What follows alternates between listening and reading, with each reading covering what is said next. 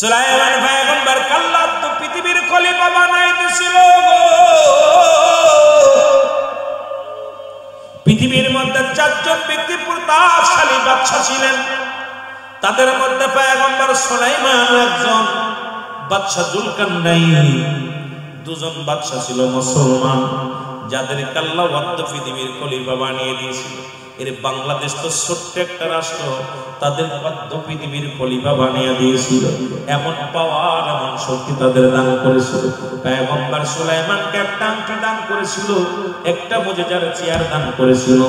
মুসলমান শুনে নাও, বাদশা জুলকারনাইনকে একটা ঘোড়া দান করেছিল, যে ঘোড়াটা দিয়ে একটা লাফ দিলে ওই ঘোড়াটা 12,000 মাইল অতিক্রম করত একটা কদমে। মুসলমান শুনে নাও, শুনে নাও, তার ঘোড়াটা পৃথিবীর মধ্যে এক কদম যখন পা বাড়াইতো, মুসলমান 12,000 মাইল অতিক্রম করত।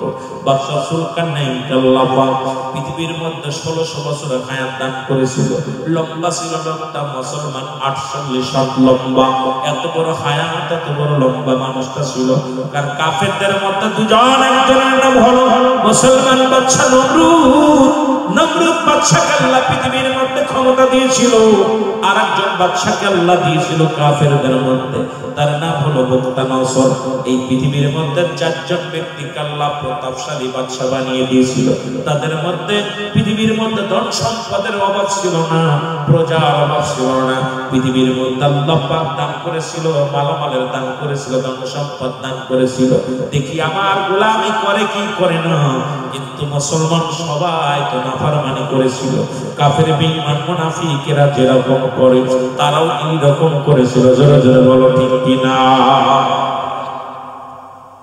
হাওয়ার গাড়ি হয় চলে, তেলের গাড়ি তেলে চলে,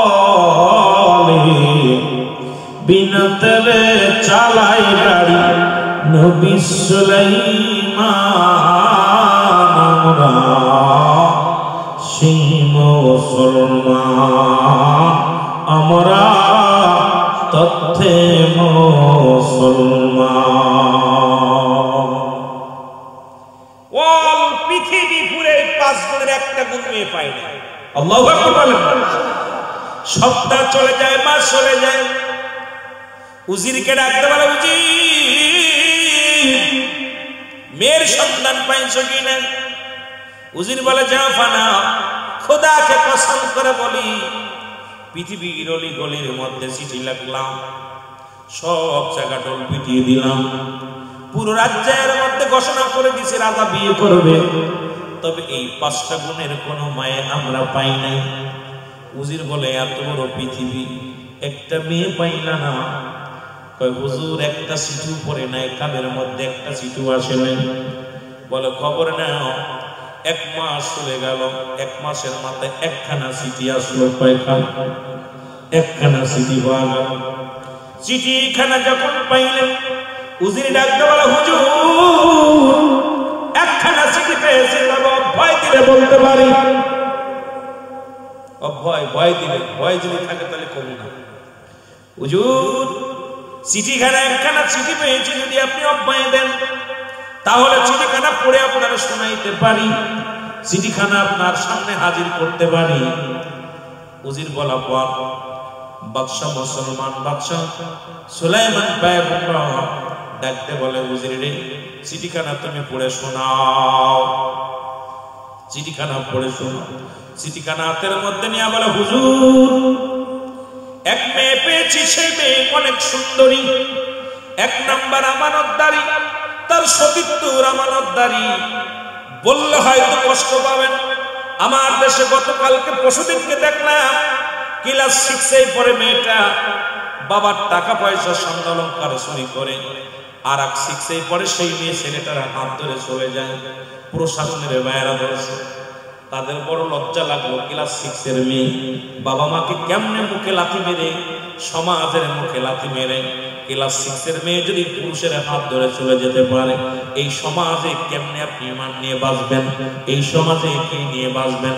আর একটা মেয়ে ক্লাস 7-এ পড়ে, ছেলেটা মুসলমান, কি করে একটা কোম্পানিতে কাজ করে। মুসলমান শুনে নাও, এই দুইটা ছেলে মেয়ে প্রশাসনের ভাইয়েরা ধরছে, ধরার পর তাদের গ্রেফতার করে তাদের গার্জিয়ানদের খবর দিছে।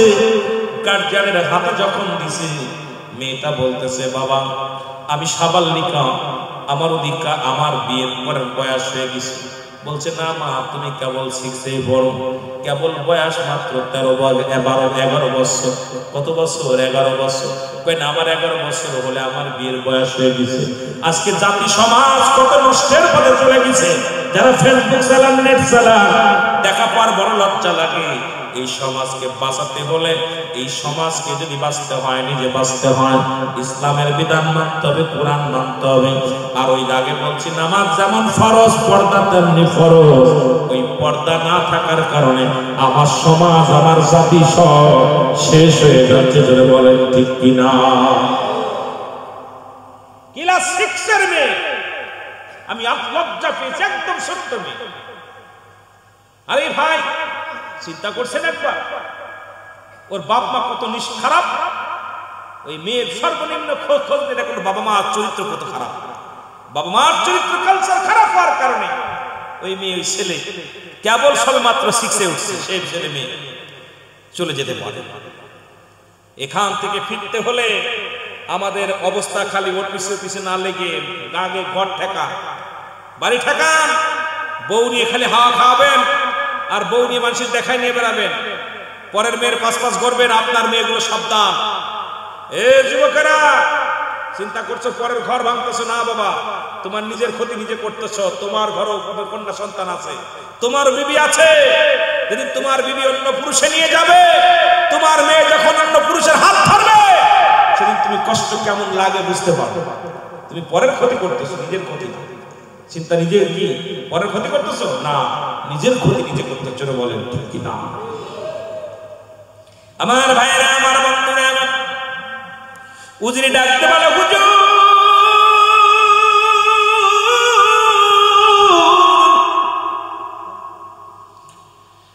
ওয়াল পৃথিবীর মধ্যে সিটি রাখলাম, ওয়াল পৃথিবীর মধ্যে ঘোষণা করে দিলাম, কিন্তু একটা সিটি মাত্র পাইলাম। কয়টা সিটি? একখানা সিটি পাইলাম। কি একটা সিটি? তাও সিটিতে হুজুর অভয় দিলে বলতে পারি। কি বলে? 1 নাম্বার, এই মেয়েটা 1 নাম্বার সে সতীত্ব আমানতদারি। 2 নাম্বার কঠিন পর্দাশীলতা। 3 নাম্বার সুন্দরী, এই জমিনের মধ্যে সব চাইতে সুন্দরী। 4 নাম্বার এত আমলদারি, কঠিন আমলদারি, এর মতো আমলদারি মেয়ে হয় না। কয় 4 নাম্বার বলে উজির দাঁড়ায় গেলেন। বলে 5 নাম্বারটা বলো। বলে 5 নাম্বার, হুজুর মেয়েটার বাবা কোনো সম্পদ নাই, কোনো বাড়ি টাড়ি নাই। মেয়েটার বাবা একজন জেলে মাছ ধরে খায়। এই জেলের মেয়েটার সঙ্গে মেয়েটা বাবা পায়গাম নিয়ে আসছে আপনার বিয়ে, আপনি যদি রাজি থাকেন তাহলে বিয়ে হবে। উজির কথা বলার সঙ্গে সঙ্গে বাদশা পয়গম্বর সুলাইমানের ক্ষিপ্ত হইয়া এত রাগা রাখছে। কি বলতে চাও? একজন জেলের মেয়ে, আমি জেলের মেয়েকে বিয়ে, আমি প্রেসিডেন্ট, দেশের প্রেসিডেন্ট, আর আমার জন্য আনছে জেলের মেয়ের পয়গম্বর নি।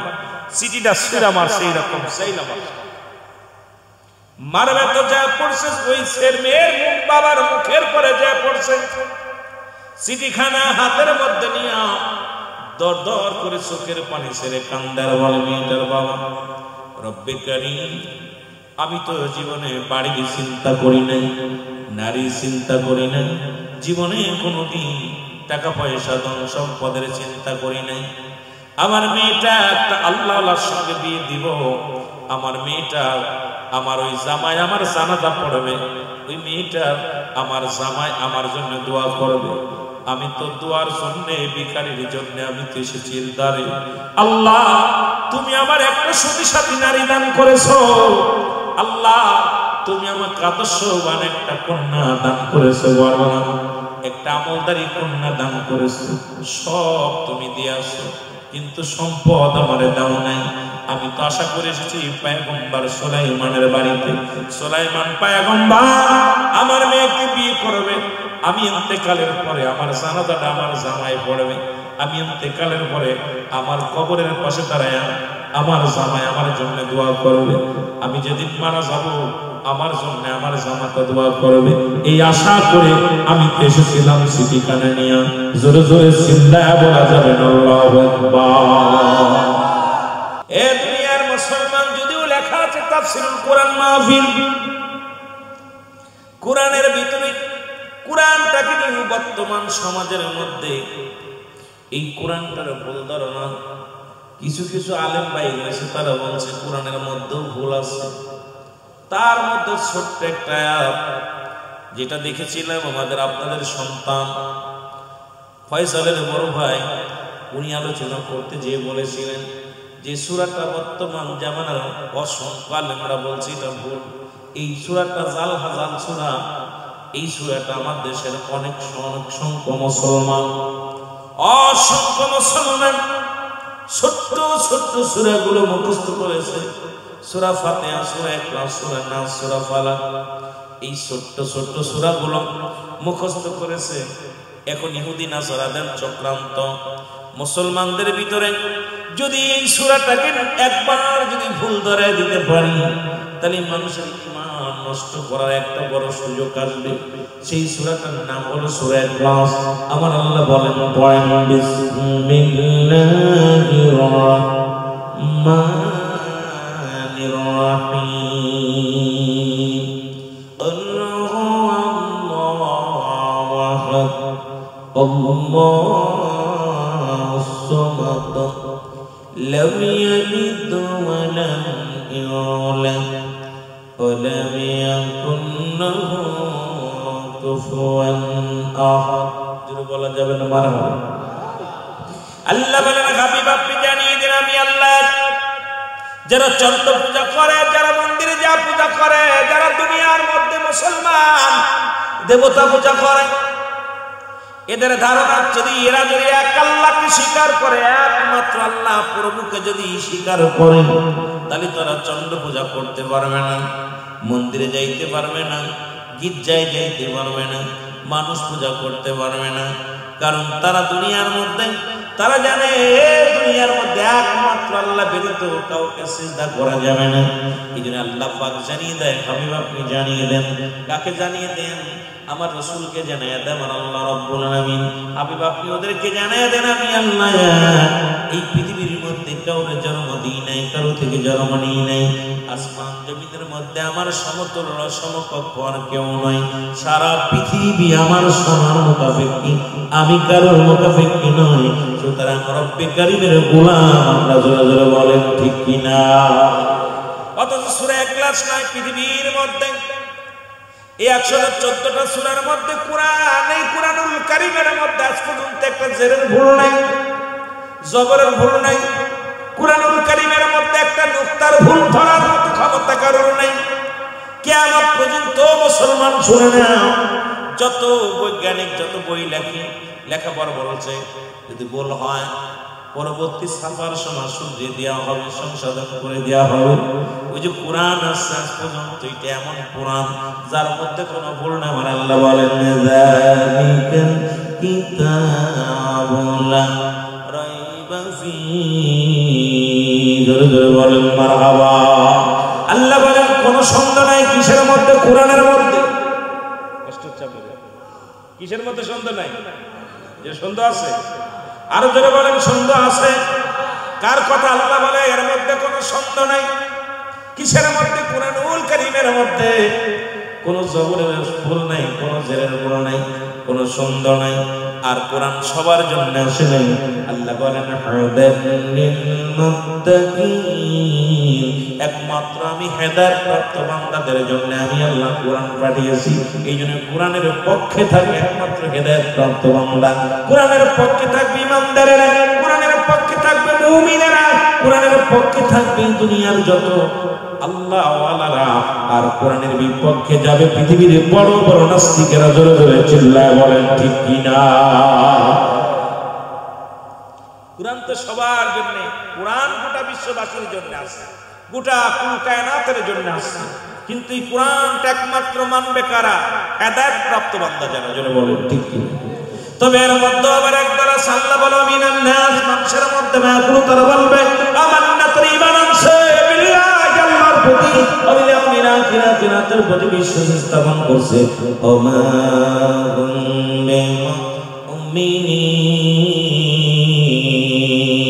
আল্লাহ বলে একমাত্র শুনে নাও, শুনে একদল বেঈমান মুনাফিক আছে, তারা বলবে আমরা রাসূলের দরবারে আমার নবী ডাকতে বলে না, আমার আল্লাহ ডাকতে বলে হাবিব আপনার কদমের মধ্যে একদল মানুষ যাবে না, সদরত্ব হলো মানুষ, ওই মানুষের মধ্যে একদল আপনার কদমের মধ্যে যাবেন, তারা বলবে আমরা ঈমানদার, আমরা মুত্তাকিন, আমরা মুমিন।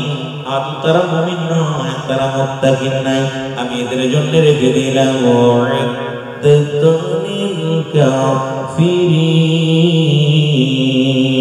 আমি আল্লাহ কাফের বেঈমান মুনাফিকদের জন্য প্রস্তুতি করে রাখলাম ৭ জাহান্নাম।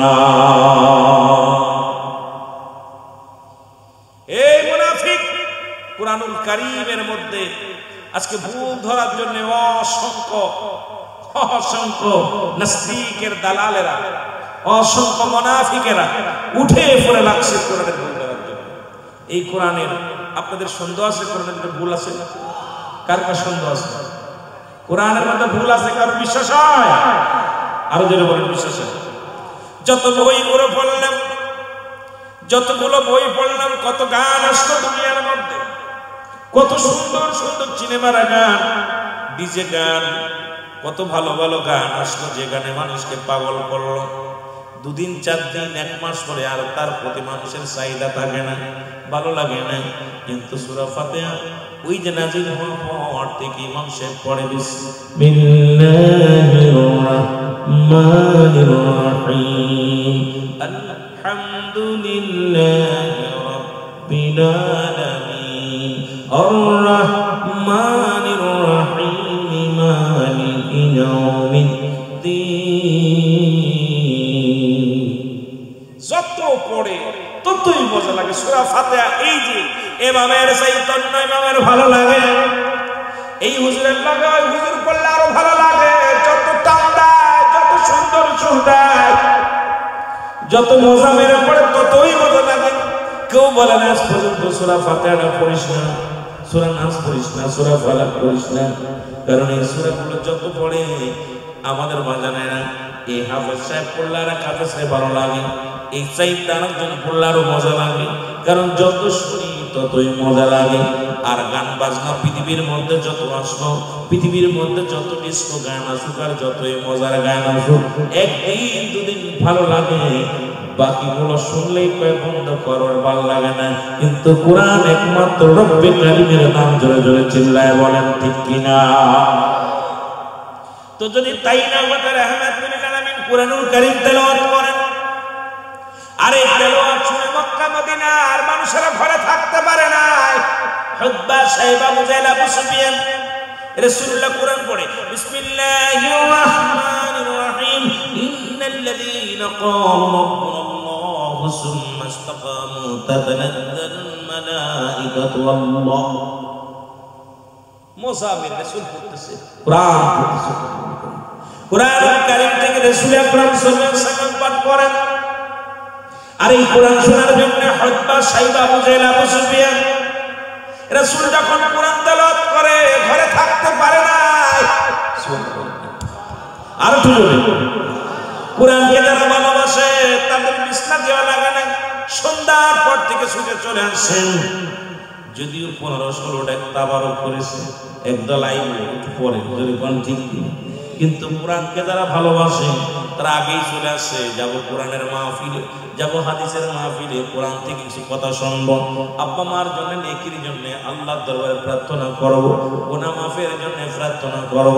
যেমন আদম আলাইহিস সালাম ভুল করে কেঁদেছিলেন, রব্বানা জালামনা আনফুসানা ওয়া ইল্লাম তাগফির লানা ওয়া তারহামনা লানাকুনান্না মিনাল খাসিরিন। আমার সাথে বলেন, রব্বানা জালামনা أنفسنا وإن لم تغفر لنا وترحمنا لنكونن من الخاسرين আজকে যারা আছেন কত গুনাহ করেছেন রব্বে কারীমের কাছে কান্দার দরকার আছে কিনা আরো জোরে বলেন আছে কিনা কষ্ট হয়নি জোরে বলেন আছে কিনা ও যুবক গভীর মনোযোগ দিলের কান্না লাগায় শোনো হযরত সাইবা বুঝাইল আবু সুফিয়ান তারা পাগলের মতো চলে আসলেন এসে রাসূলুল্লাহর কুরআনুল কারীম শুনতে লাগলেন হযরত আবু জাহল রে এটা কোনো মানুষের কোনো বানানো লেখা কিতাব নয় এটা মানুষের লেখা নয় পৃথিবীর জিন্নতের লেখা নয় এর রব্বে কারীমের দান এর রাহমাতুল লিল আলামিন যখন কুরআন তেলাওয়াত করে আমরা ঘরে থাকতে পারি না এত মজা এত মহব্বত লাগে এত ভালো লাগে চার বন্ধুর লগে হযরত সাইবা আবু জাহল আবু সুফিয়ানের লগে দেখা আল্লাহু আকবার বলেন না চার বন্ধুর লগে দেখা হলো চারজন বলে তুমি না মুহাম্মাদের শত্রু মুহাম্মদ তোমার শত্রু বলে শত্রু আমি জানি আরে মুহাম্মদ যখন কুরআন তেলাওয়াত করে আমি ঘরে থাকতে পারি না আবু জাহল কয় মুহাম্মদ যখন কুরআন তেলাওয়াত করে ঘরে থাকতে পারি না আবু সুফিয়ান কয় মুহাম্মদ যখন কুরআন তেলাওয়াত করে ঘরে থাকতে পারি না চার বন্ধু প্রতিজ্ঞা করলো হাতে হাত রেখে আজ থেকে আমরা কোরআন পড়বো না কাউকে শুনতেও দিব না আমরা নিজেরাও শুনবো না কাউকে শুনতে দিব না আল্লাহু আকবার শপথ করছে এরকম আপনাদের ভিতরও আছে সারা পৃথিবী সারা গ্রামে অল পৃথিবীর মধ্যে আছে একদল মাহফিল সাদা একদল বন্ধ করার চেষ্টা করে একদল মাহফিল করতেছে একদল বাধা দেয় আরেক দলকে আমাদের মতের সাথে চলতেছে না এইটা আমাদের অবস্থা শুনে বলেন ঠিক কি না ওরা আজকে ভাল লাগছে সকলে মিলে যৌথভাবে সরমনায় সারসিনাট তশিফুল পরাশিফ জামাত ইসলাম তাবলীগ সবাই আমলিগ বিএনপি সবাই মিলে সুন্দর একটা জান্নাতের বাগান সাজাম প্রাণটা ভরে গেছে এইটাই তো জোরে বলেন না মারহাবা কষ্ট পাচ্ছেন না আপনাদের বেশি কষ্ট দিব না আপনাদের কষ্ট হলে ইনশাআল্লাহ তাবারক রান্না হয়ে গেছে তাড়াতাড়ি আমার খবর দিবা তাবারক পেয়ে গেছি ইনশাআল্লাহ ছেড়ে দিব আপনাদের কষ্ট হলে অনেক দিন পরে আসছে শরীরটা ভালো না তারপরে যদি আপনারা কথা না বোঝেন তাহলে তো আমার শুধু শুধু হাসা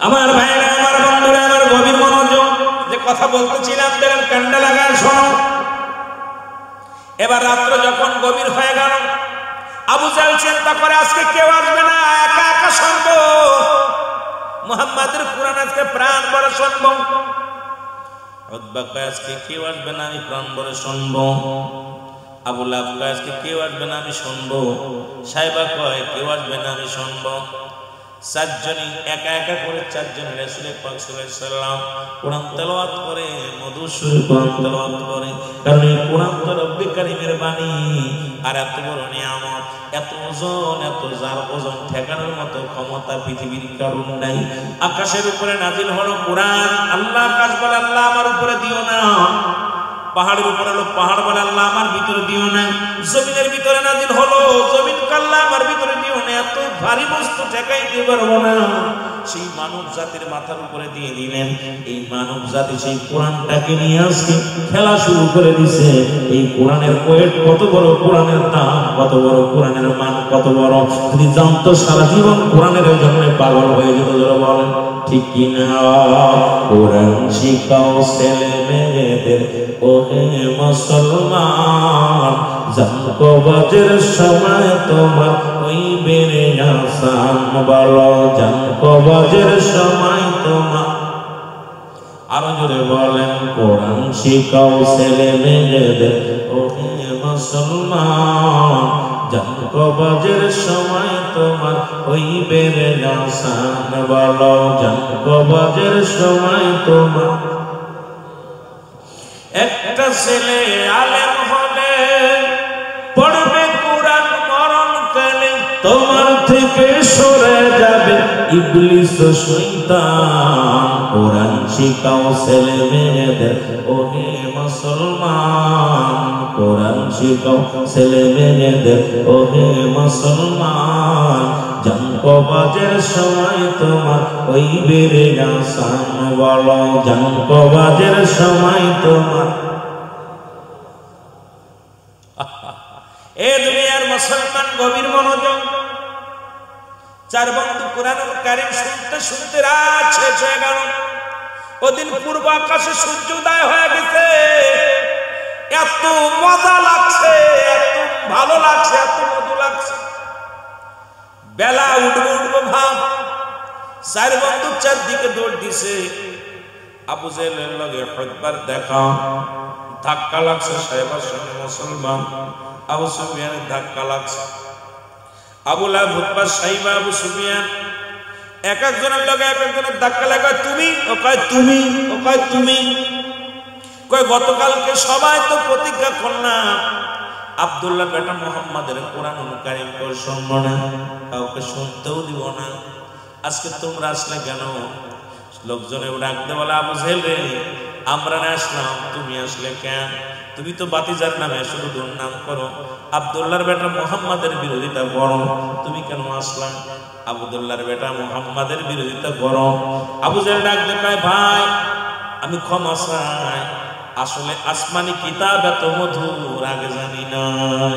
আসলে পৃথিবীর মধ্যে আব্দুল্লাহর বেটা মুহাম্মদ যে কোরআন তেলাওয়াত করে, এ কোনো মানুষের লেখা নয়, কোনো বানোয়াট কিতাব নয়। এই কোরআন যত পড়ে ততই মজা লাগে। আসলে এটা আমার রব্বে কারীমের দান, এটা কোনো মানুষের দ্বারাই সম্ভব নয়। সুবহানাল্লাহ বলেন। রাহমাতুল লিল আলামিন যুগে যুগে এই কোরআন দিয়ে মানুষকে পাগল বানাইছে, ঠিক কি না? কোরআন দিয়ে পাগল বানাইছে। কোরআন পড়ছে যখন, কোরআনের বাণী শুনে যখন মানুষগুলো দৌড়ায়, মানুষগুলো দৌড়ায়, কোরআনের দিকে ঝুঁকে যায়। ও দুনিয়ার মানুষ শুনে না, পৃথিবীর মধ্যে রব্বে কারীম এত সুন্দর বাণী মানুষের উপরে দান করলেন। এই মানুষগুলো সেই কোরআনটা যদি বুঝতো, কোরআনের ব্যাখ্যা যদি বুঝতো, কোরআনের ভাবার্থ যদি বুঝতো, কোরআন কি নিয়ামত এটা যদি বুঝতো, সারা জীবন গোলাম হয়ে যেত কোরআনের। সেই কোরআনের প্রতি মায়া বেড়ে যেত, মহব্বত বেড়ে যেত। আসলে সেই কোরআনের প্রতি মায়া নাই, কোরআনের প্রতি তাদের দয়া নাই। জোরে জোরে চিল্লায়া বলা যাবে না, ঠিক কিনা? মহব্বতের সঙ্গে দুরূদ শরীফ পড়েন, আল্লাহুম্মা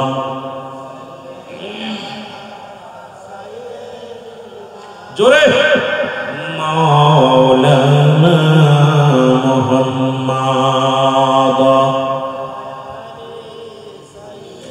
রাহমাতুল লিল আলামিন কোরআনুল কারীম তেলাওয়াত করতেছেন।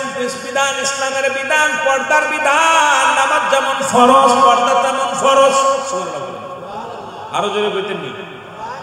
বাড়ি যে কইবেন আগামী দিন, আগামী দিন সকালবেলা সুবহানাল্লাহ আলহামদুলিল্লাহ এগুলো বাড়ি যে বলবেন। এরা ওয়াজ করলেন, নারীর বিধানের ওয়াজ করলেন। আর ওই মজলিসে ছিলেন রাসূলুল্লাহর এক সাহাবী, নাম হলো হযরত সালাবা রাদিয়াল্লাহু তাআলা। হুজুর বলেন না, আর হুজুর বলা যাবে না, আমার নাম হুজুর বলেন নাম কি? হযরত সালাবা রাদিয়াল্লাহু তাআলা। রাসূল বললেন কোন নারী দেখে দেখা যাবে না। রাসূল ওয়াজ করলেন বেগানা নারী চেহারা দেখা হারাম। রাসূল বললেন বেগানা পুরুষের চেহারা দেখা হারাম। রাসূল বললেন নামাজ ছেড়ে দিয়া কবিরা গুনাহ। রাসূল বললেন মিথ্যা বলা কবিরা গুনাহ। রাসূলুল্লাহ শিক্ষা দিলেন, ও দুনিয়ার মানুষ, জাকের ভাইরা, আশিক ভাইরা, লক্ষ্য করে শুনবেন। নবীজি ওয়াজ করলেন, তোমরা শুনে নাও, আজ থেকে ইসলামের বিধান, পর্দার বিধান আমি তোমাদের জানিয়ে দিয়ে গেলাম। ইসলামের বিধান তোমরা মানবা, ইসলামের বিধান তোমরা শুনবা। ইসলামের বিধানের জন্য আমি রাসূল কতদূর পর্যন্ত পর্দা করে দিলাম। যাদের সঙ্গে দেখা দেওয়া জায়েজ তাদের বিয়ে করা হারাম, যাদের সঙ্গে দেখা দেওয়া জায়েজ হারাম তাদের সঙ্গে বিয়ে করা জায়েজ। আজকে পর্দার বিধান একটা বাড়ির মধ্যে নাই, পর্দার বিধান একটা সমাজের মধ্যে নেই। আজকে সমাজ নামাজ যেমন ফরজ, পর্দাও তেমন ফরজ। আজকে পর্দার বিধান না থাকার কারণে আজকে সমাজ নষ্ট হয়ে গেছে। আজকে পর্দার বিধান মুসলমান আজকে মামার যে অবস্থা, রাসূল পাক সাল্লাল্লাহু আলাইহি সাল্লাম যদিও আজকে আমরা দেখি, যদিও কথা বলি, তাফসীর কোরআন মাহফিল, আমার ভাই দোপানি সাহেব যেটা বললেন চিরন্তন সত্য কথা। আমরা কোরআন থেকে একটা আয়াত পাঠ করে শুরু করি, মহিলাদের অঙ্গভঙ্গি নিয়ে 1 ঘন্টা আলোচনা, সমাজ বিবাদ নিয়ে 1 ঘন্টা, 2 ঘন্টা আলোচনা করলে 10টা মিনিট ইসলামের কথা বলি না, সত্যের কথা বলি না। আমরা মন গড়া মতো তাফসীর করি। আসলে এই তাফসীর দ্বারা সমাজ পরিবর্তন পরিবর্তন হওয়া সম্ভব নয়। আমি নিজেও সমাজ পরিবর্তন, জাতি পরিবর্তন অসম্ভব নয়, বাস্তব চিরন্তন সত্য কথাটা বলে গেছে। এই জন্য তাকে হাজারবার স্মারক জানাই, সাধুবাদ জানাই। আসলে কোরআন যেটা বলতেছে, কোরআনের ব্যাখ্যা, কোরআন যে বিবাদ করা যাবে না, কোরআন অন্যায় করা যাবে না, কোরআন বিধান মানতে হবে। কোরআনের বিধান অনুযায়ী যদি আলোচনা হয়, একটা মানুষ হিদায়াত না হয়ে পারে না। জোরে জোরে বলেন ঠিক কিনা? হযরত সালামা রাদিয়াল্লাহু তাআলা ওয়াজ করলেন, নবীজি ওয়াজ করলেন পর্দার বিধান কতটুকু, পর্দার বিধান কেমনে দেখবে, বিধানগুলো জানিয়ে দিলেন। হযরত সালামা রাদিয়াল্লাহু তাআলা রাস্তা দিয়ে যাইতেছিলেন, হঠাৎ বাড়িটা একটা রাস্তার কোল দিয়ে যাইতেছিলেন। যাবার পথে জোরে একটা বাতাস আসে, বাতাস আসিয়া গোসলখানার পর্দা সরে যায়। আর ওই গোসলখানায় একটা নারী গোসল করতেছিলেন। হযরত সালামা রাদিয়াল্লাহু তাআলা নজর চলে গেল ওদিকে। যখন দেখলেন, যদিও প্রস্তুতি ছিলেন না, দেখার জন্য প্রস্তুতি ছিলেন না, সালামা রাদিয়াল্লাহু তাআলা একবার দেখা পর তওবা করে আস্তাগফিরুল্লাহ রাব্বি মিন কুল্লি যামবি ওয়া তুবু ইলাইহি। জোরে জোরে পড়েন আস্তাগফিরুল্লাহ রাব্বি মিন কুল্লি যামবি ওয়া তুবু ইলাইহি লা হাওলা ওয়া লা কুওয়াতা ইল্লা বিল্লাহ। জোরে জোরে চিল্লায়া বলে যাবেন আল্লাহু আকবার। সালামা রাদিয়াল্লাহু তাআলা লক্ষ্য করে দেখেন, যখন দেখছে গো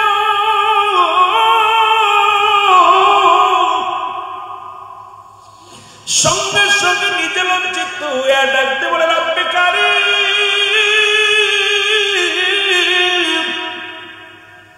আমার নবী তো পর্দার বিধান দিয়েছে গো নবী গো, আপনি যে পর্দার বিধান দিয়েছেন, পর্দার বিধান আমি যে শুনলাম, সেটা আমি লঙ্ঘন করলাম। আমি যে বেগানা নারী দেখে ফেললাম, আমি যে বেগানা নারী চেহারা দেখে ফেললাম, ইয়া রাসূলুল্লাহ ইয়া হাবিবাল্লাহ, আমি ইসলাম ধর্ম কবুল করেছি। আমি পড়েছি লা ইলাহা ইল্লাল্লাহু মুহাম্মাদুর রাসূলুল্লাহ সাল্লাল্লাহু আলাইহি ওয়াসাল্লাম। আসলে বলেন আশহাদু আল্লা ইলাহা ইল্লাল্লাহু ওয়াহদাহু লা শারীকা লাহু ওয়া আশহাদু আন্না মুহাম্মাদান আবদুহু ওয়া রাসূলুহু। সুবহানাল্লাহ বলেন। এ মুসলমান, গভীর মনোযোগ, খুব ধৈর্য ধরে খেয়াল করে শোনা লাগবে। সবাই মাত্র আলোচনা শুরু করেছি, আর লক্ষ্য করবেন কোথা থেকে কোথায় যায় আলোচনাগুলো। আমি আমার ব্যক্তিগত কোনো বানোয়াট কোনো কিস্সা কাহিনী নয়, কোরআন থেকে ডাইরেক্ট হাদিস থেকে কথা বলবো, লক্ষ্য করে শোনা লাগবে। এবার সালামা রাদিয়াল্লাহু তাআলা বসে বলেন, ডাকতে বলেন, রব্বে কারীম, আমি তো জালিমদের অন্তর্ভুক্ত, একদিন জুলুম করে ফেলেছি আমার নফসের সঙ্গে। কত ইসলামের বিধান মানত। আজকে আপনার মেয়ে, আপনার ছেলে বেপরদায় চলাফেরা করে, আজকে আপনার মেয়েগুলো, আপনার বিবেগুলো বেপরদায় চলে, আজকে সমাজ জাতি নষ্ট হয়ে যায়। আপনার মাথা থেকে টুপি পড়ে না, আপনি হজ করে আসছেন, তাসবিহ ছাড়েন না, আপনার বিটার বউ বেপরদায়, আপনার মেয়ে বেপরদায়। ঠিক কিনা? ঠিক কিনা? কথা বলেন ঠিক কিনা? আপনার মুখের দাড়িগুলো পেকে গেছে, হাতের ভিতরে তাসবিহ, কিন্তু বাইবাতি কেউ নামাজে আসে না, নামাজ পড়ে না, বিবি বেপরদায় চলে, ভাই বেপরদায় চলে, বোন বেপরদায় চলে। আরে নিজেই তো কন্ট্রোল করতে পারেন না, কিসের ওয়াজ, কিসের নসিহত, আর সমাজ নষ্ট, জাতি নষ্ট। সালামা রাদিয়াল্লাহু তাআলা ডাকতে বলেন, আল্লাহ, আমি তো জালিমদের অন্তর্ভুক্ত হয়ে গেছি।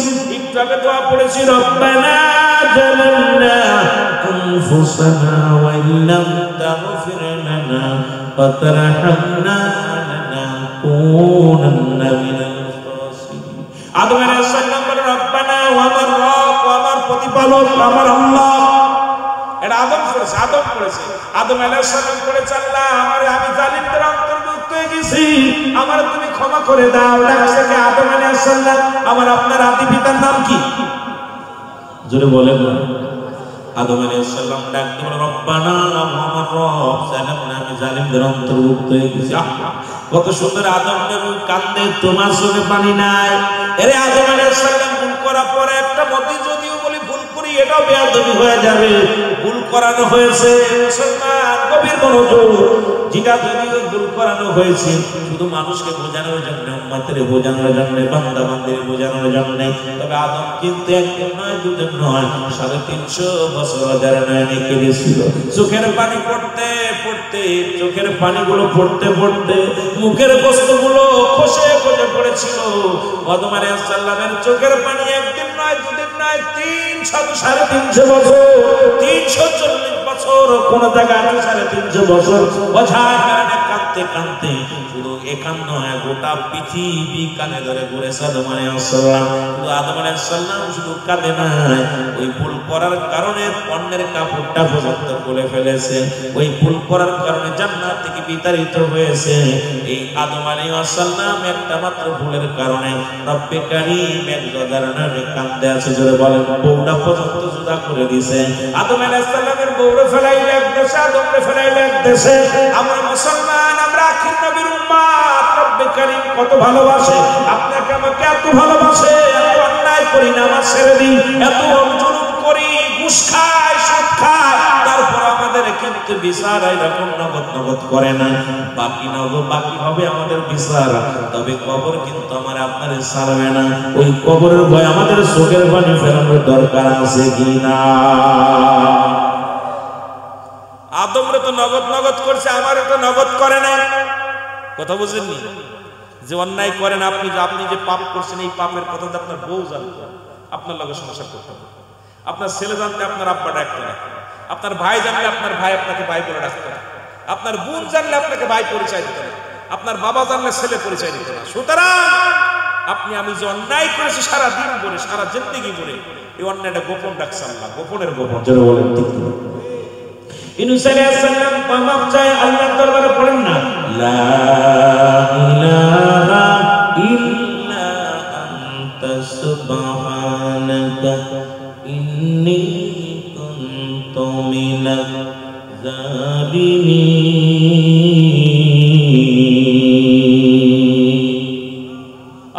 আদম আলাইহিস সালাম ডাকছে, রব্বানা জালালনা, আমার রব, আমার প্রতিপালক, আমার সগীরা, আমার গুনাহ মাফ করো, ভুল ত্রুটি মাফ করো। ইউনূস আলাইহিস সালাম বলেন, আল্লাহ আমিও জালিমদের অন্তর্ভুক্ত, আমার মাফ করে দাও। সব নবীরা বলতো কালচার, আমরা কত বড় নিকৃষ্ট নিষ্ঠুর হয়ে গেছি। এত অন্যায় করার পর চোখে পানি আসে না, আমাদের চোখে পানি আসে না। কারণটা কি? কারণ আমাদের নিষ্ঠুর হয়ে গেছে, নিষ্ঠুর হয়ে গেছে। আমার ভাইরা, আমার বোনেরা, আমার যে কথা বলতেছিলাম লক্ষ্য করেন। সালামা রাদিয়াল্লাহু তাআলা আনহু উনি হঠাৎ করে এটা দেখে আর খাস্তা অবাক করে, আল্লাহ আমি তো জালিমদের অন্তর্ভুক্ত হয়ে গেছি, আমারে তুমি মাফ করে দাও। চোখের পানি ছেড়ে কাঁদতে ডাকতে বলে, আল্লাহ যদি রহমাতুল লিল আলামিন জেনে যায় আমার অন্যায়ের কথা, ইসলামের কলঙ্ক হবে। যদি আমার এই পাপের কথা নবীজি জেনে যায়, আমি কেমনে মুখ দেখাবো? আরে আমি অন্যায় করেছি, আমি বেগানা নারী দেখে ফেলেছি, আমি আল্লাহর দরবারে কি জবাব দিব? ফেরেশতারা কি জবাব দিব? ফেরেশতারা যদি রাহমাতুল লিল আলামিনকে জানিয়ে দেয়, আমি কি জবাব দিব রাহমাতুল লিল আলামিনের কাছে? না, আমি এই মুখটার নবীরে দেখাবো না, আমি আর এই মুখটা নবীরে দেখাবো না। সালামা রাদিয়াল্লাহু তাআলা জঙ্গলে চলে গেলেন। এ বাগার পাড়ার মানুষেরা খুব সতর্ক দিয়ে কান দেয়া, দিলের কান্ডা দেওয়া শুনবেন। কারণ আগেই বলেছি, আমি গীবাত করে ওয়াজ করতে পারি না, সমালোচনা করে করতে পারি না। যতক্ষণ পর্যন্ত মাঠে থাকবো বোঝানোর জন্য চেষ্টা করো বাকি রব্বে কারীমের। কারণ হেদায়েতের মালিক আমি রুহুল আমিন নয়, হেদায়েতের মালিক কোন আমির সাহেব নয়, কোন পীর সাহেব নয়, হেদায়েতের মালিক হলো স্বয়ং আল্লাহ। জোরে বলেন ঠিক কিনা? একদিন গেল, দুদিন গেল, সালামা রাদিয়াল্লাহু তাআলা মাস চলে গেল। রাসূলুল্লাহকে জিবরিল আমিন, আমার আল্লাহ ডাকতে বলে, জিবরিল আমিন যাও আমার হাবিবকে জানায়া দাও, আমার নবীর যে সাহাবী, যুবক সাহাবী সালামা রাদিয়াল্লাহু তাআলা, তাকে তো দেখা যায় না, তার একটু খবর নিতে বলো। রাসূলুল্লাহর কানে কানে এসে জিবরিল আমিন ডাকতে বলে, ইয়া রাসূলুল্লাহ, ইয়া হাবিবাল্লাহ, শত শত সাহাবীরা নামাজ আদায় করে, এর বিরে কি আপনার সালাবার কথা মনে পড়ে না? আপনার কি সালাবা রাদিয়াল্লাহু তাআলার কথা মনে পড়ে না? রাসূলুল্লাহ নামাজ শেষ করলেন, করে সাহাবীদেরকে বলেন, আমার সাহাবীরা রে, ও আমার সাহাবীরা, তোমরা কি আমার সালাবারে দেখছো? সালাবারে তোমরা দেখছো? সাহাবীরা বলে, ইয়া রাসূলুল্লাহ, ইয়া হাবিবাল্লাহ, সালাবারে তো আমরা 1 মাস হয়ে গেল দেখতে পাই না। নবী গো, মসজিদে তো আসে না। খবর নাও, সালাবার বাড়িতে খবর নাও। বাড়িতে খবর নেওয়া হলো, সালাবার খবর তার ভাই বলতে পারে না, মায়ে বলতে পারে না, বাবাই বলতে পারে না। রাসূলুল্লাহ বলে, আমার সাহাবীরা, তোমরা কে কোথায় আসো? আসো, আমার সালাবার খবর নাও। না জানি মক্কার কাফেররা আমার সালাবারে মেরে ফেলেছে, না জানি আমার সালাবারে দুনিয়া থেকে বিদায় করে দিছে। আমার সালাবা আমার এত ভালোবাসতো, আমার আল্লাহ রাব্বুল আলামিনের গোলামি করতো। আজ 6 মাস চলে গেল, আমার সালাবার চেহারা আমি দেখতে পাই না। তোমরা কে কোথায় আসো? কোথায় রে আমার উমর? কোথায় রে আমার উসমান? কোথায় রে আমার আলী? কোথায় রে আমার হযরত আবু বকর সিদ্দিক রাদিয়াল্লাহু তাআলা? সাহাবীরা চলে আসলেন, নবীজি বললেন, ভাই উমর, আবু বকর রে, তোমরা শোনো, মক্কার অলি গলির মধ্যে খবর নাও। 2 জন করে রাসূলুল্লাহ টিম বানায় দিলেন। এই 2 জনের মধ্যে হযরত রাসূল পাক সাল্লাল্লাহু আলাইহি সাল্লাম, আবু বকর সিদ্দিক রাদিয়াল্লাহু তাআলা আর হযরত ওমর রাদিয়াল্লাহু তাআলা একটা টিমের মধ্যে দিলেন। যাও, তোমরা যাও, তোমরা পূর্ব দিকে যাও। হযরত আলী রাদিয়াল্লাহু তাআলা, হযরত উসমান গনি রাদিয়াল্লাহু তাআলাকে ডাকতে বললেন, সাহাবীরা রে শোনো, তোমরা উত্তর দিকে যাও, পূর্ব পশ্চিম তন্ন তন্ন করে দেখো, আমার সালাবার লাশ যদি পাও, যদি সালাবার কোনো চিহ্নিত পাও, আমি নবীর কদমের মধ্যে নিয়ে আসবা। আমার যুবক সাহাবী আমাকে অত্যন্ত ভালোবাসত, ইসলাম কত ভালোবাসত, ইসলামের বিধান মেনে চলতো। কারণ ইসলামের বিধান, ইসলামী মানে ইহসান, কালেমা, নামাজ, রোজা, হজ, যাকাত, শরীয়ত, তরিকত, হাকিকত, মারিফত, আগুন, পানি, মাটি, বাতাস, যে ইসলামের যে বিধানগুলো আছে সব আমার সালাবার মধ্যে ছিল। সুতরাং আমার সালাবারে তোমরা খুঁজে বাইর করো। জোরে জোরে চিল্লায় বলা যাবে না মারহাবা, আর একটু জোরে জোরে চিল্লায় বলা যাবে না আল্লাহু আকবার। আমার দয়াল নবী বিহনে আপন বলতে কেহ নাই জগতে, আমার আপন বলতে আরো জোরে বলেন, আমার আপন বলতে কেহ নাই জগতে, আমার দয়াল নবী বিহনে আমার মায়ার নবী আপন বলতে কেহ নাই জগতে। জোরে জোরে বলেন, আমার আপন বলতে। ওরে ভেবে দেখি আমি সবই মিছে, ভেবে দেখি আমি সবই মিছে, ওগো মিছে মায়ার সংসারে, আপন বলতে কেহ নাই জগতে, আমার আপন বলতে আমার দয়াল নবী বিহনে আমার মায়ার নবী, আপন বলতে কেহ নাই জগতে, আমার আপন। ও নবী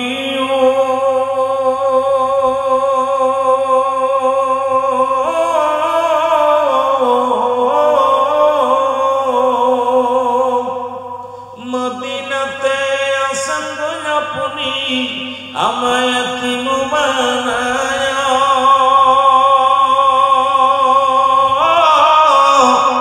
এই আশেকে কান্দে গো নবী আপনার দেখি বানাইয়া, আমার দয়াল নবী বিহনে আমার মায়ার নবী, আপন বলতে কেহ নাই জগতে, আমার আপন। ওমা আরসালনাকা ইল্লা রাহমাতাল লিল আলামিন। জোরে জোরে চিল্লায়া বলা যাবে না সুবহানাল্লাহ। এ দুনিয়ার মুসলমান দিলের কান্ডা লাগা শোনো,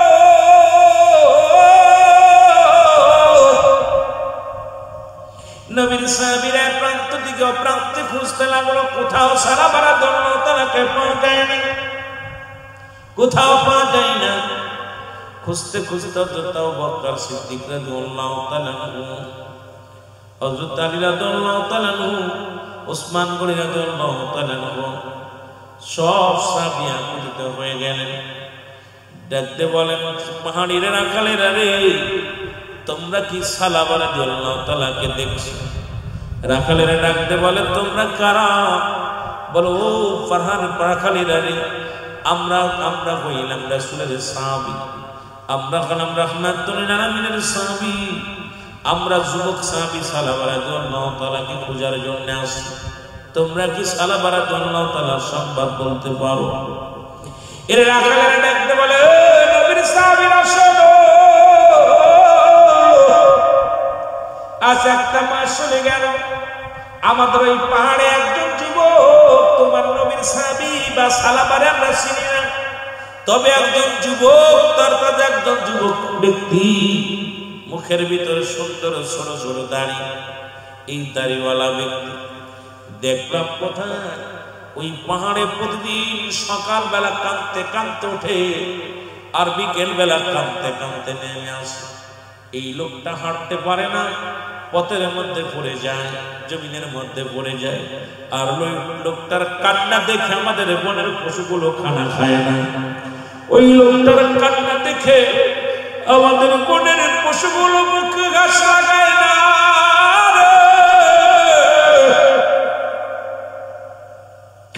ওই লোকটা আজকে যখন পাহাড় উঠতেছিল, আর উঠতে পারে না, পড়ে গেছে। আমরা আমাদের বকরির দুধ দহন করিয়া একটা বাটির মধ্যে নিয়ে দিলাম। এই পেয়ালাটা যখন হাতের মধ্যে নিয়ে এত জোরে কাঁদতেছিল, কাঁদতে কাঁদতে চোখের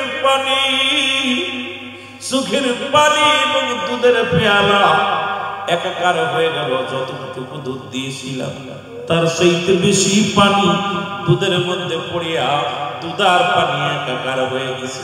ওই লোকটা শুধু কাঁদে, ওই কান্দনগত লোকটারে তোমরা নিয়ে যাও। আজ একটা মাস আমাদের বনের পশুগুলো খানা ছেড়ে দিছে, আমাদের জঙ্গলের পশুগুলো খানা খায় না।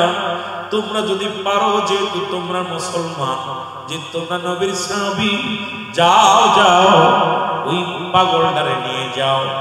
এর হযরত আলী রাদিয়াল্লাহু তাআলা ডাকতে বলে, ভাই ওসমান গনি রে, আমার মন বলো এই লোকটার কেউ নয়,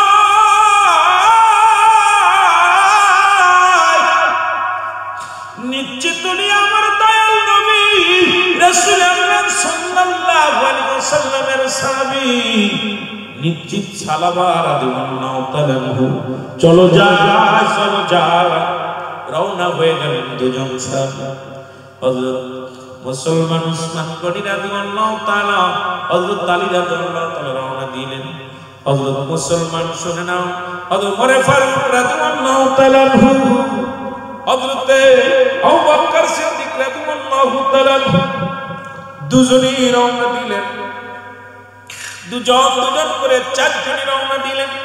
যা দেখে পাহাড়ের এক গর্তের কিনারায় বসিয়া সালাবা রাদিয়াল্লাহু তাআলা কান্দে আর ডাক দেন, রব্বে কারীম,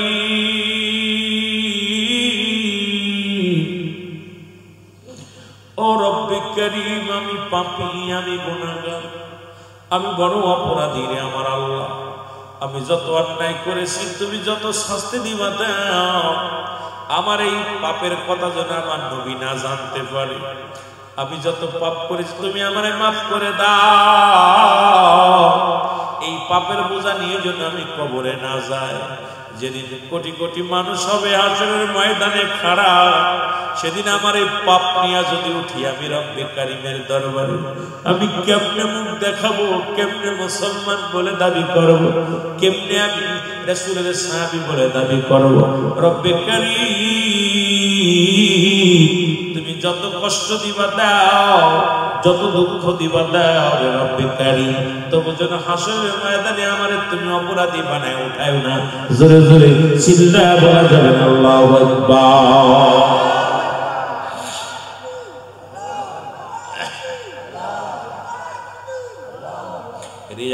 আমি পাপী অপরাধী মোনা তোমার দয়া চাই বলে না। আমি পাপী অপরাধী মোনা তোমার দয়া চাই বলে না।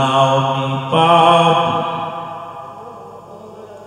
মোলা তোমার দয়া, এরে তুমি যদি না করো দয়া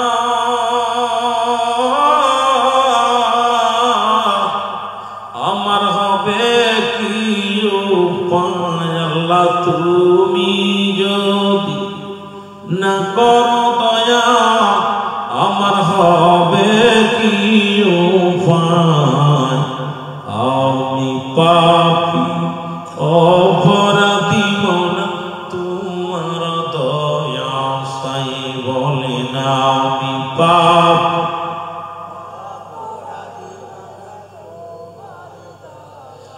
ওই আমি সংসার সংসার করে কাটাইলাম,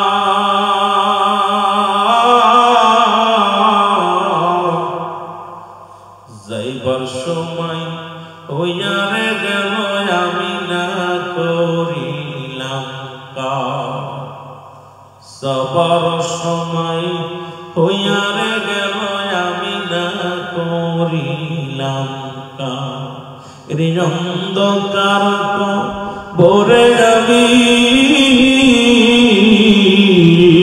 অন্ধকার ভরে আমি কেমনে থাকব চিরকাল।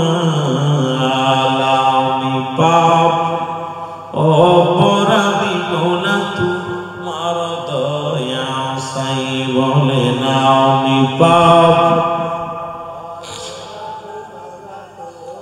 আরো জোরে বলে না।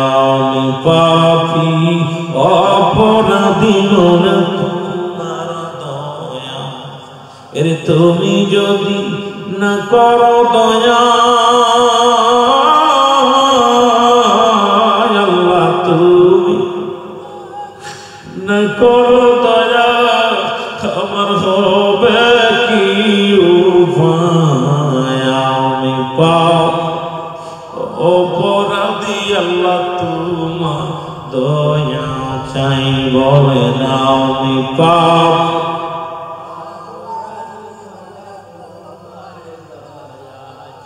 ওই আমি পড়ব ধরা যেদিন কবরে,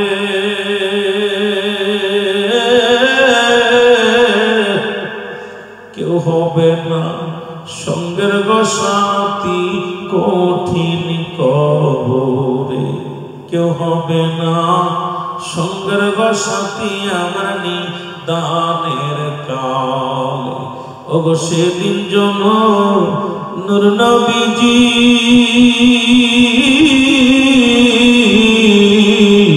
সেই দিন জন নূর নবীজি তোমায় যেন দেখতে পায়। ওগো সেই দিন জন মায়া নবী আপনায় জনি দেখতে পায়।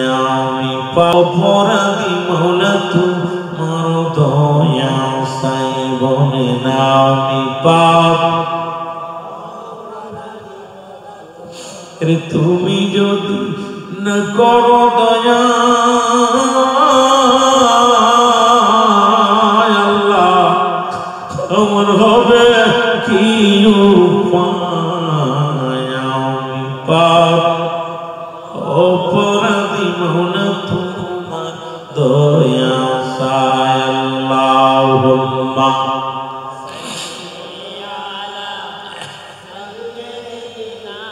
মহব্বতে লা মুহাম্মাদ সাইয়্যিদিনা এ দুনিয়ার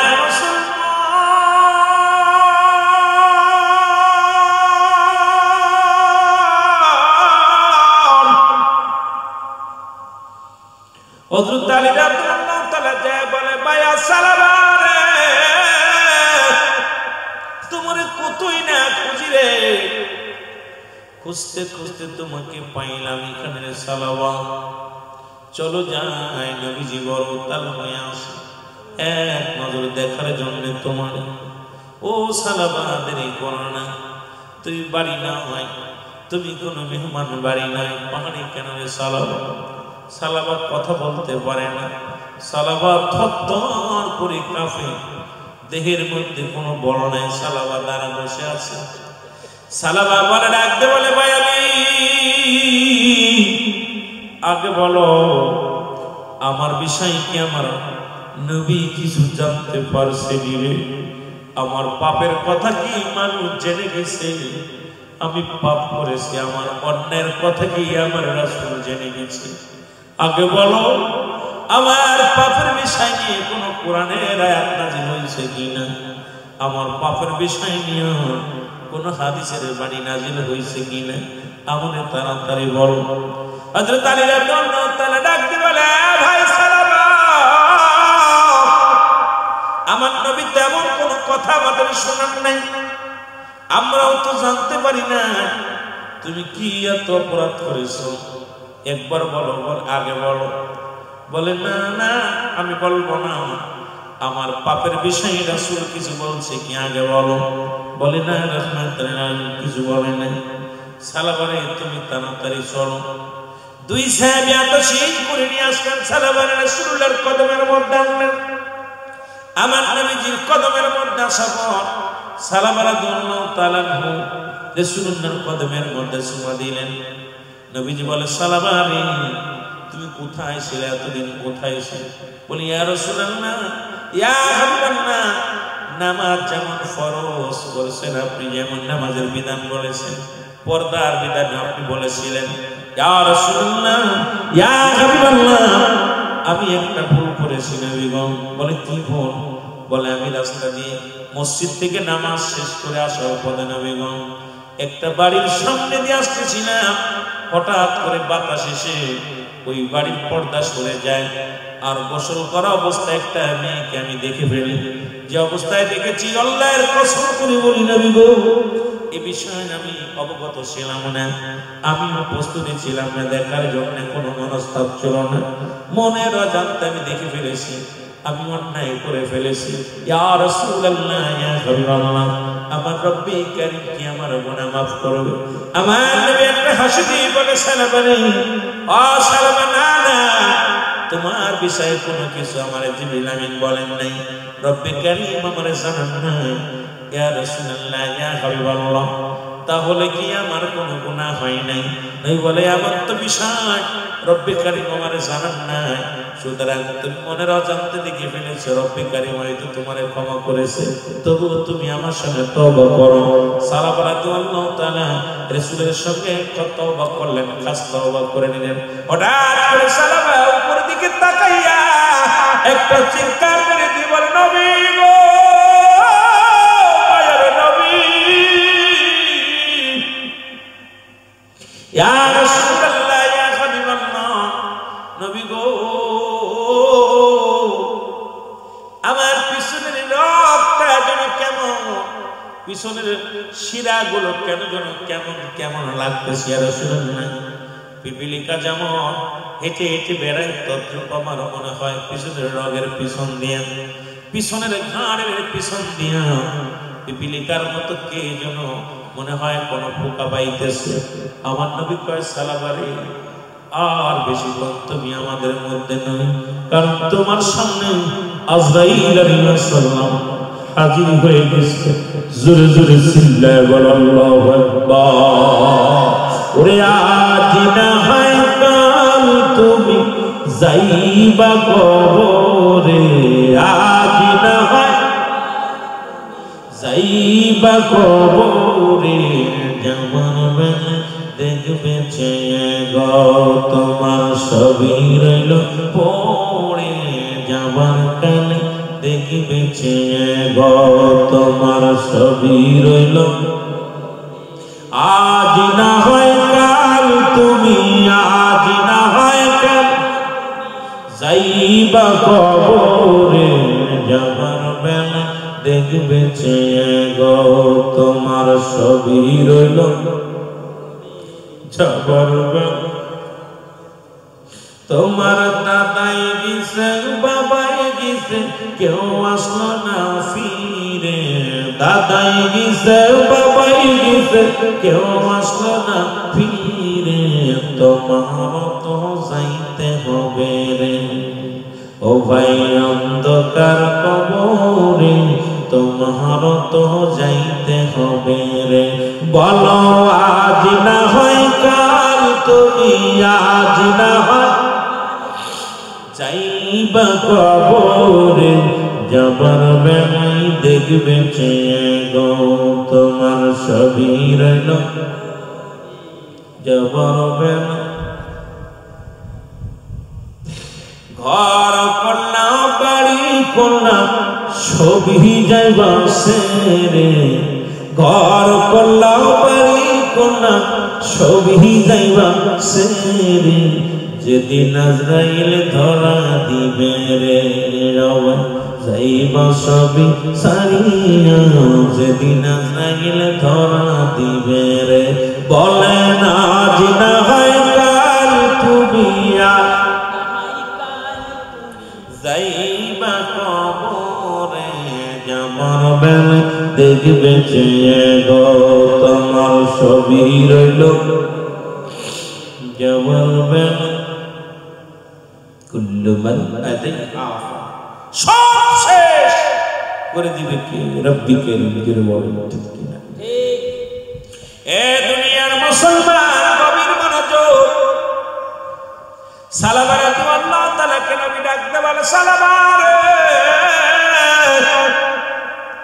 তোমার সামনে আজরাইল আলাইহিস সালাম হাজির কালেমা পড়ো সালামা রাদিয়াল্লাহু তাআলা রাসূলের সঙ্গে কালেমা পড়লেন লা ইলাহা ইল্লাল্লাহু মুহাম্মাদুর রাসূলুল্লাহ সাল্লাল্লাহু আলাইহি ওয়াসাল্লাম জোরে বলেন না মারহাবা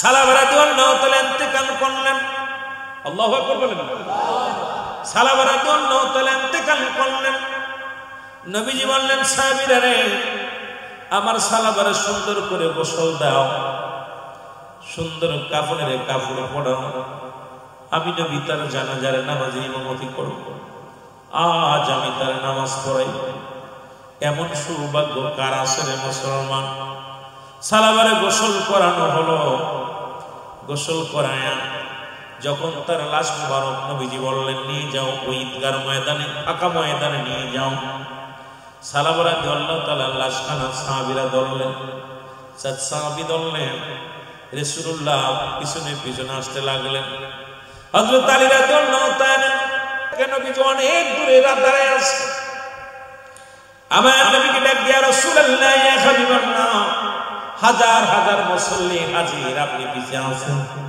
আমার নবী কয় সাহাবীরা রে আসতে যাও আমি কেমনে আইব আমি তো পা ফেলার জায়গা পাই না নবীজি মিসকি হেসে দিয়া বলে আমার সাহাবীরা রে আজকে আমি আসমান থেকে দেখছি আমার সালাবার জানাজার নামাজে অসংখ্য লক্ষ লক্ষ কোটি কোটি আসমানি ফেরেশতারা জমিনের মধ্যে হাজির হয়ে গেছে আমার সালাবার জানাজার নামাজে অসংখ্য ফেরেশতা হাজির হয়ে গেছে জোরে জোরে চিল্লায় বলা যাবে না মারহাবা আর একটু জোরে বলেন মারহাবা রাসূলুল্লাহ বলেন সাহাবীরা রে আসতে যাও রাসূলুল্লাহ এই পর্যন্ত যেতে অনেক সময় নিলেন খুব আস্তে আস্তে ধীর গতিতে রাসূলুল্লাহ গেলেন নামাজ শেষ হলো নবীজি দোয়া করলেন আমার দেশের আলেম ভাইয়েরা দোয়া করতে চায় না আমার ছোট ভাই আজকে যিনি আমার ফয়সালের ছোট ভাই বড় ভাই, যিনি মুসলমান, যারা কমি অঙ্গনের আলেম,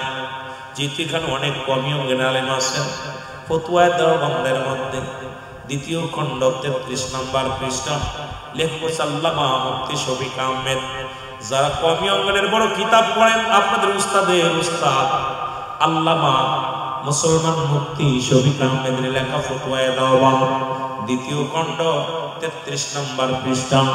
উনি বয়ান করেন, 5 ওয়াক্ত নামাজ পড়িয়া জিয়ারত করিয়া সর্বহালাতে রব্বে কারীমের দরবারে দুটি হাত উঠায় দোয়া করা উত্তম মুস্তাহাব। সুন্নাত বলছে মুস্তাহাব। একটা দলিল যদি খণ্ডন না করতে পারে মুসলমান, জীবনে আর কোনোদিন ওয়াজ করব না, দোয়া করা যাবে না, মিলাদ করা যাবে না। যদি কোনো কমি অঙ্গনের আলেম থাকেন, চ্যালেঞ্জ করতে পারেন, জীবনে কোনোদিন আর আলোচনা করব না। আমি আগেই বলছি, হট্টগোল করতে আসি নাই, কাউরে গীবাত করতে আসি নাই, তবে কোরআন হাদিসের কথাগুলো বলতে এসেছি। রাসূল পাক সাল্লাল্লাহু আলাইহি ওয়াসাল্লাম দোয়া করলেন, আমার নবীজি সাহাবীরা বলেন, সাহাবীরা ডাকতে বলে, ইয়া রাসূলুল্লাহ, ইয়া হাবিবাল্লাহ, আপনার এত দেরি হলো কেন? আজকে এত দেরি হলো কেন? এতটুকু জায়গা আপনার এত সময় নিলেন?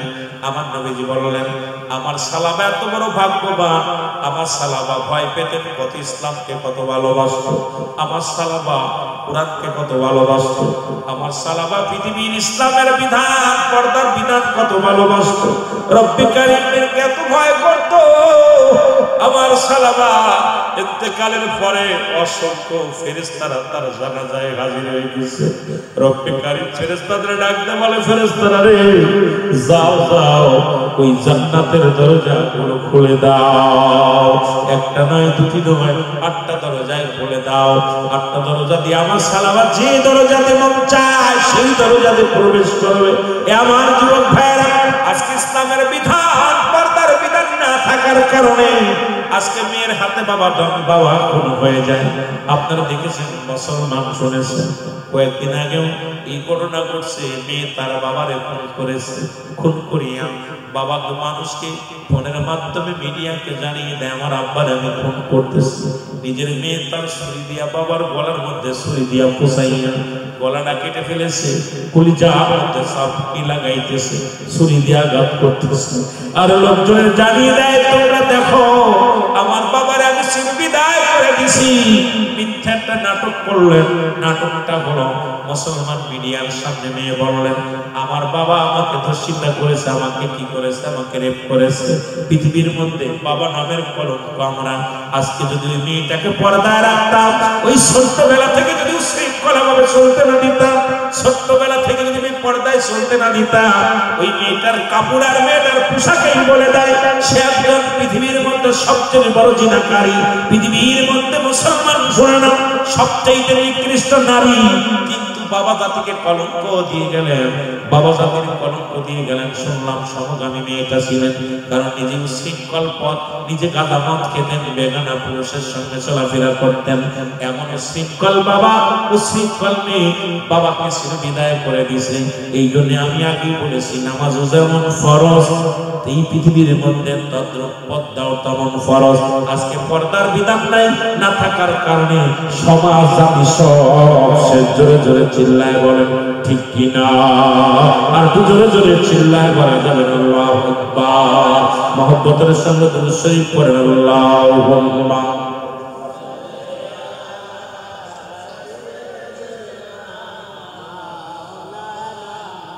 কিরে ভাই, কষ্ট হচ্ছে আপনাদের? জোরে জোরে বলেন না।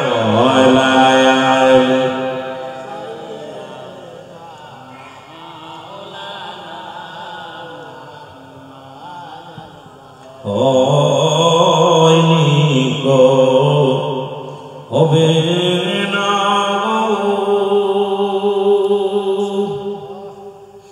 এমন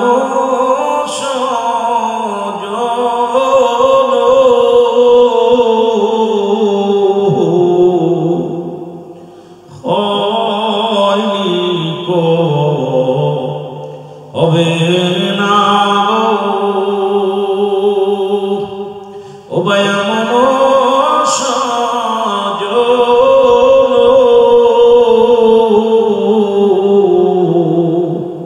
সারা জীবন প্রিয় উম্মতির জন্য আল্লাহুম্মা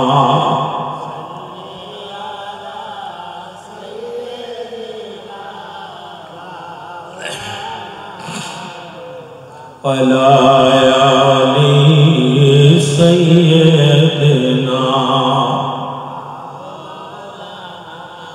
নবী তোমার সে নূর দিয়া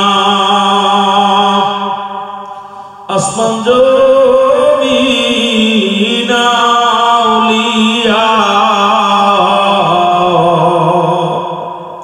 ও হাবিব আপনার সে নূর দিয়া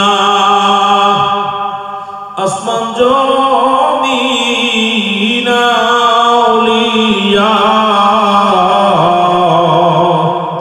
সরে জাহান ফায়দা কিয়া পাক নামে মুহাম্মদ আল্লাহুম্মা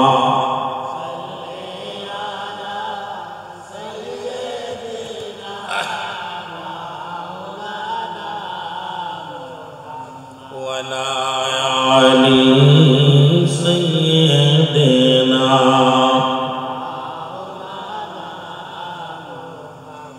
এ ভাইরা আমার বন্ধুরা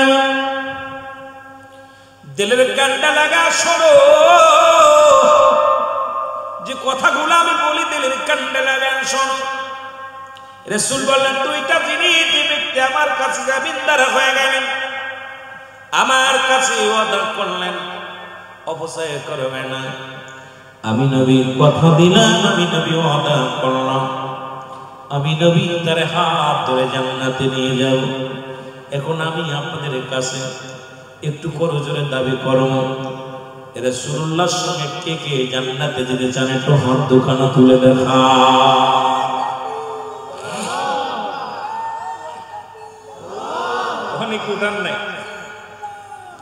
অনেকে উঠান নাই কষ্ট হচ্ছে অনেকে হাত উঠান রাসূলুল্লাহর সঙ্গে জান্নাতে যেতে চান না যারা এদের মতো কপাল পোড়া মানুষ আর দুনিয়ায় নেই রাসূল বললেন আমি নবী ওয়াদা করলাম নবীজি ওয়াদা করেছেন নবীজি বললেন আমি ওয়াদা করলাম আমি কথা দিলাম আমি তোমাদের জানাই দিলাম যে ব্যক্তি আমার কাছে দুইটা জিনিস ওয়াদা করবে কয়টা জিনিস দুইটা জিনিস ওয়াদা করবে আমি রাসূলুল্লাহ পৃথিবীর মধ্যে কথা দিয়ে দিলাম আমি নবী তার হাত ধরে জান্নাতে নিব তার মধ্যে এক নাম্বার হলো দু গালের মধ্যে বস্তু জিহ্বা এই মুখ দিয়ে গাঁজা খাওয়া যাবে না মদ খাওয়া যাবে না বিড়ি খাওয়া যাবে না এই মুখ দিয়ে কাউকে গালি দেওয়া যাবে না এই মুখটারে পবিত্র রাখতে হবে এই মুখের মধ্যে হারাম জিনিস ভক্ষণ করা যাবে না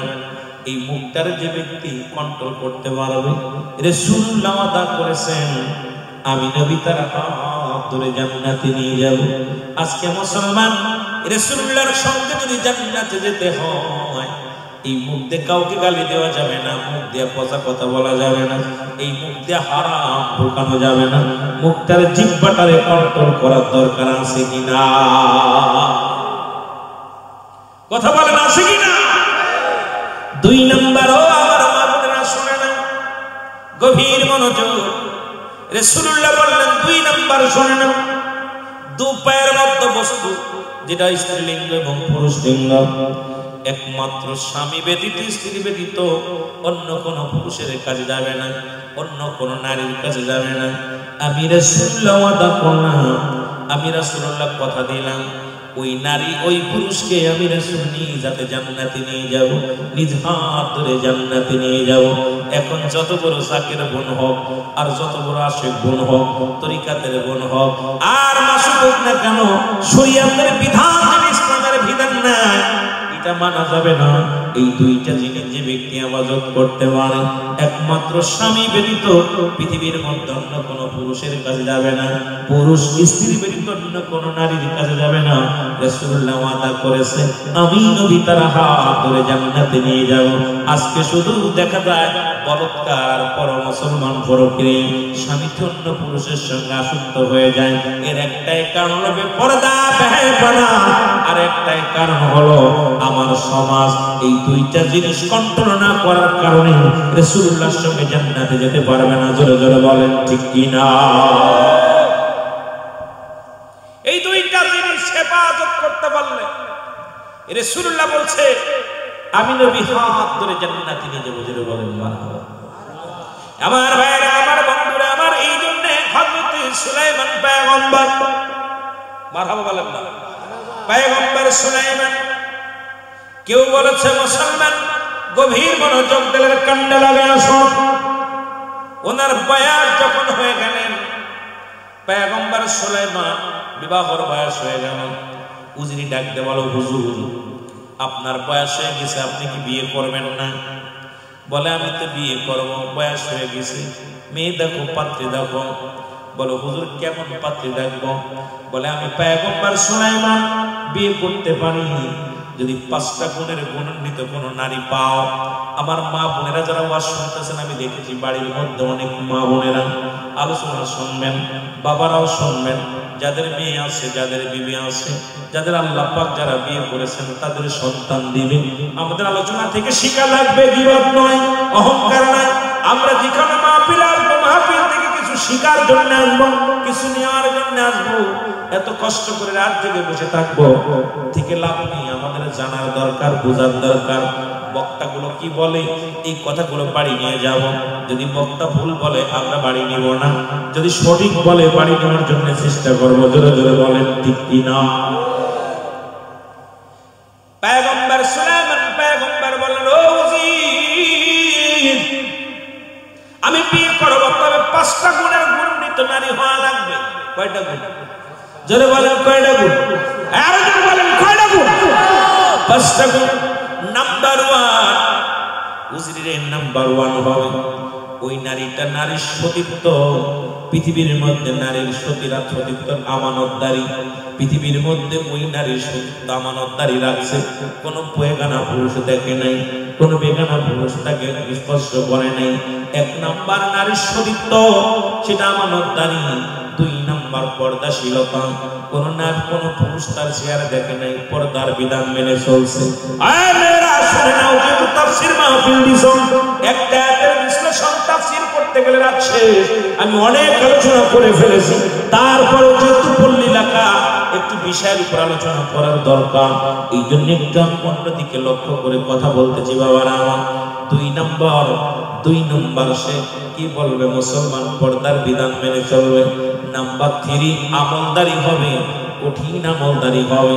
4 নাম্বার পৃথিবীর মধ্যে সুন্দরী হওয়া লাগবে, কারণ এই মেয়েটা যেন সুন্দরী হয়। 4 নাম্বার গেল। 5 নাম্বার গুণাগুণ হলো এই মেয়েটার বাবা সেজন্য কিছুটা ধন সম্পদের মালিক হয়। এই 5টা গুণের গুণান্বিত যদি কোন নারী পাও, আমি পয়গম্বর সুলাইমান বিয়ে করতে রাজি। আর এই 5 গুণের একটা গুণ যদি না থাকে, আমি পয়গম্বর সুলাইমান বিয়ে করব না। জোরে জোরে চিল্লায় বলা যাবে না মারহাবা। কথা বুঝা নিয়ে কয়টা গুণ? আরো জোরে বলেন কয়টা? সুলাইমান পয়গম্বর আল্লাহ তো পৃথিবীর খলিফা বানাই দিছিল গো। পৃথিবীর মধ্যে 4 জন ব্যক্তি প্রতাপশালী বাদশা ছিলেন, তাদের মধ্যে পয়গম্বর সুলাইমান একজন, বাদশা জুলকারনাইন।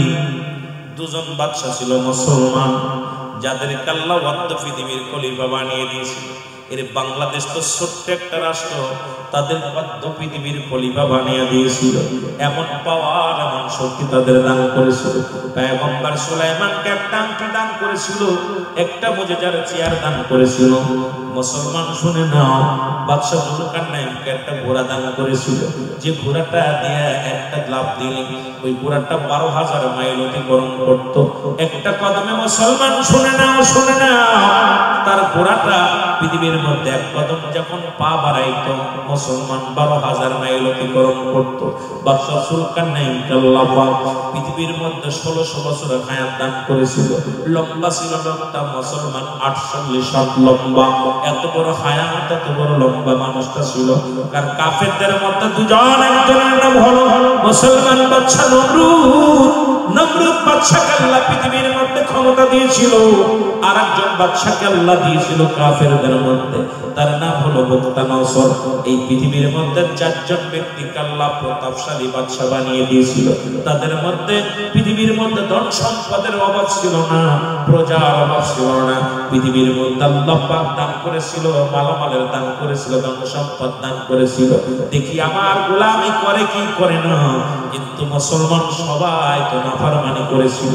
কাফের বেঈমান মুনাফিকেরা যেরকম করে তারাও এই রকম করেছিল। জোরে জোরে বলো ঠিক কিনা? হাওয়ার গাড়ি হয় চলে, তেলের গাড়ি তেলে চলে, বিনা তেলে চালাই গাড়ি নবী সুলাইমান। আমরা সেই মুসলমান, আমরা তথ্যে মুসলমান। ওয়াল পৃথিবী পুরে 5 গুণের একটা গুণ নিয়ে পাই না। আল্লাহু আকবার বলেন। সপ্তাহ চলে যায়, মাস চলে যায়, উজিরকে ডাকতে বলে, উজির মেয়ের সন্তান পাইছো কিনা? উজির বলে, জাফানা খোদাকে কসম করে বলি পৃথিবীর অলি গলির মধ্যে চিঠি লিখলাম, সব জায়গা টোল পিটিয়ে দিলাম, পুরো রাজ্যের মধ্যে ঘোষণা করে দিয়েছি রাজা বিয়ে করবে, তবে এই 5টা গুণের কোনো মায়ে আমরা পাই নাই। উজির বলে, এত বড় পৃথিবী একটা মেয়ে পাইলা না? কয় হুজুর একটা চিঠি পড়ে নাই, কানের মধ্যে একটা চিঠি আসে নাই। বলে খবর নাও, 1 মাস চলে গেল, 1 মাসের মাথায় একখানা চিঠি আসলো। কয়খানা? একখানা চিঠি পাওয়া গেল। চিঠিখানা যখন পাইলেন উজির ডাকতে বলে, হুজুর একখানা চিঠি পেয়েছি, তবে ভয় দিলে বলতে পারি। ভয় দিলে, ভয় যদি থাকে তাহলে কমু না। হুজুর চিঠিখানা একখানা চিঠি পেয়েছি, যদি আপনি অভয় দেন তাহলে চিঠিখানা পড়ে আপনারা শোনাইতে পারি, চিঠিখানা আপনার সামনে হাজির করতে পারি। উজির বলা পর বাদশা মুসলমান বাদশা সুলাইমান পয়গম্বর ডাকতে বলে, উজির রে চিঠিখানা তুমি পড়ে শোনাও। চিঠিখানা পড়ে শোনাও। চিঠিখানা হাতের মধ্যে নিয়ে বলে, হুজুর এক মেয়ে পেয়েছি, সেই মেয়ে অনেক সুন্দরী, 1 নাম্বার আমানতদারি, তার সতীত্বর আমানতদারি। বললে হয়তো কষ্ট পাবেন। আমার দেশে গতকালকে পরশুদিনকে দেখলাম ক্লাস 6-এ পড়ে মেয়েটা, বাবার টাকা পয়সা স্বর্ণ অলংকার চুরি করে আর 6-এ পড়ে সেই মেয়ে ছেলেটার হাত ধরে চলে যায়। প্রশাসনের বাইরে ধরেছে, তাদের বড় লজ্জা লাগলো। ক্লাস 6-এর মেয়ে বাবা মাকে কেমনে মুখে লাথি মেরে, সমাজের মুখে লাথি মেরে ক্লাস 6-এর মেয়ে যদি পুরুষের হাত ধরে চলে যেতে পারে, এই সমাজে কেমনে আপনি ইমান নিয়ে বাঁচবেন? এই সমাজে কি নিয়ে বাঁচবেন? আর একটা মেয়ে ক্লাস 7-এ পড়ে, ছেলেটা মুসলমান, কি করে একটা কোম্পানিতে কাজ করে। মুসলমান শুনে নাও, এই 2টা ছেলে মেয়ে প্রশাসনের বাইরে ধরছে, ধরা পর তাদের গ্রেফতার করে তাদের গার্জিয়ানদের খবর দিছে। গার্জিয়ানের হাতে যখন দিছে, মেয়েটা বলতেছে, বাবা আমি সাবালিকা, আমার অধিকার, আমার বিয়ের পরের বয়স হয়ে গেছে। বলছে, না মা তুমি কেবল 6-এই পড়ো, কেবল বয়স মাত্র 11 বছর। কত বছর? 11 বছর। কই না, আমার 11 বছর হলে আমার বিয়ের বয়স হয়ে গেছে। আজকে জাতি সমাজ কত নষ্টের পথে চলে গেছে। যারা ফেসবুক চালান, নেট চালান, দেখা পার বড় লজ্জা লাগে। এই সমাজকে বাঁচাতে হলে, এই সমাজকে যদি বাঁচতে হয়, নিজে বাঁচতে হয়, ইসলামের বিধান মানতে হবে, কোরআন মানতে হবে। আর ওই আগে বলছি, নামাজ যেমন ফরজ, পর্দা তেমনি ফরজ। ওই পর্দা না থাকার কারণে আমার সমাজ আমার জাতি সব শেষ হয়ে যাচ্ছে। ধরে বলেন ঠিক কিনা? ক্লাস 6 এর মেয়ে, আমি লজ্জা পেয়েছি, একদম সত্য মেয়ে। আরে ভাই চিন্তা করছেন একবার, ওর বাপ মা কত খারাপ, ওই মেয়ের সর্বনিম্ন খোঁজ নিয়ে দেখুন বাবা মার চরিত্র কত খারাপ। বাবা মার চরিত্র কালচার খারাপ হওয়ার কারণে ওই মেয়ে ওই ছেলে কেবল সবে মাত্র 6 এ উঠছে, সেই ছেলে মেয়ে চলে যেতে পারে। এখান থেকে ফিরতে হলে আমাদের অবস্থা খালি ওর পিছে না লেগে আগে ঘর ঠেকা, বাড়ি ঠেকান, বউ নিয়ে খালি হাওয়া খাওয়াবেন আর বউ নিয়ে মানুষের দেখায় নিয়ে বেড়াবেন, পরের মেয়ের পাশ করবেন, আপনার মেয়েগুলো সাবধান। এ যুবকেরা চিন্তা করছো পরের ঘর ভাঙতেছো না বাবা, তোমার নিজের ক্ষতি নিজে করতেছো। তোমার ঘরও কন্যা সন্তান আছে, তোমার বিবি আছে, যদি তোমার বিবি অন্য পুরুষে নিয়ে যাবে, তোমার মেয়ে যখন অন্য পুরুষের হাত ধরবে, সেদিন তুমি কষ্ট কেমন লাগে বুঝতে পারবে। তুমি পরের ক্ষতি করতেছো, নিজের ক্ষতি চিন্তা নিজের কি পরের ক্ষতি করতেছো না, নিজের ক্ষতি নিজে করতেছো। বলেন ঠিক কি না? আমার ভাইরা, আমার বন্ধুরা, আমার উজরি ডাকতে বলো, হুজুর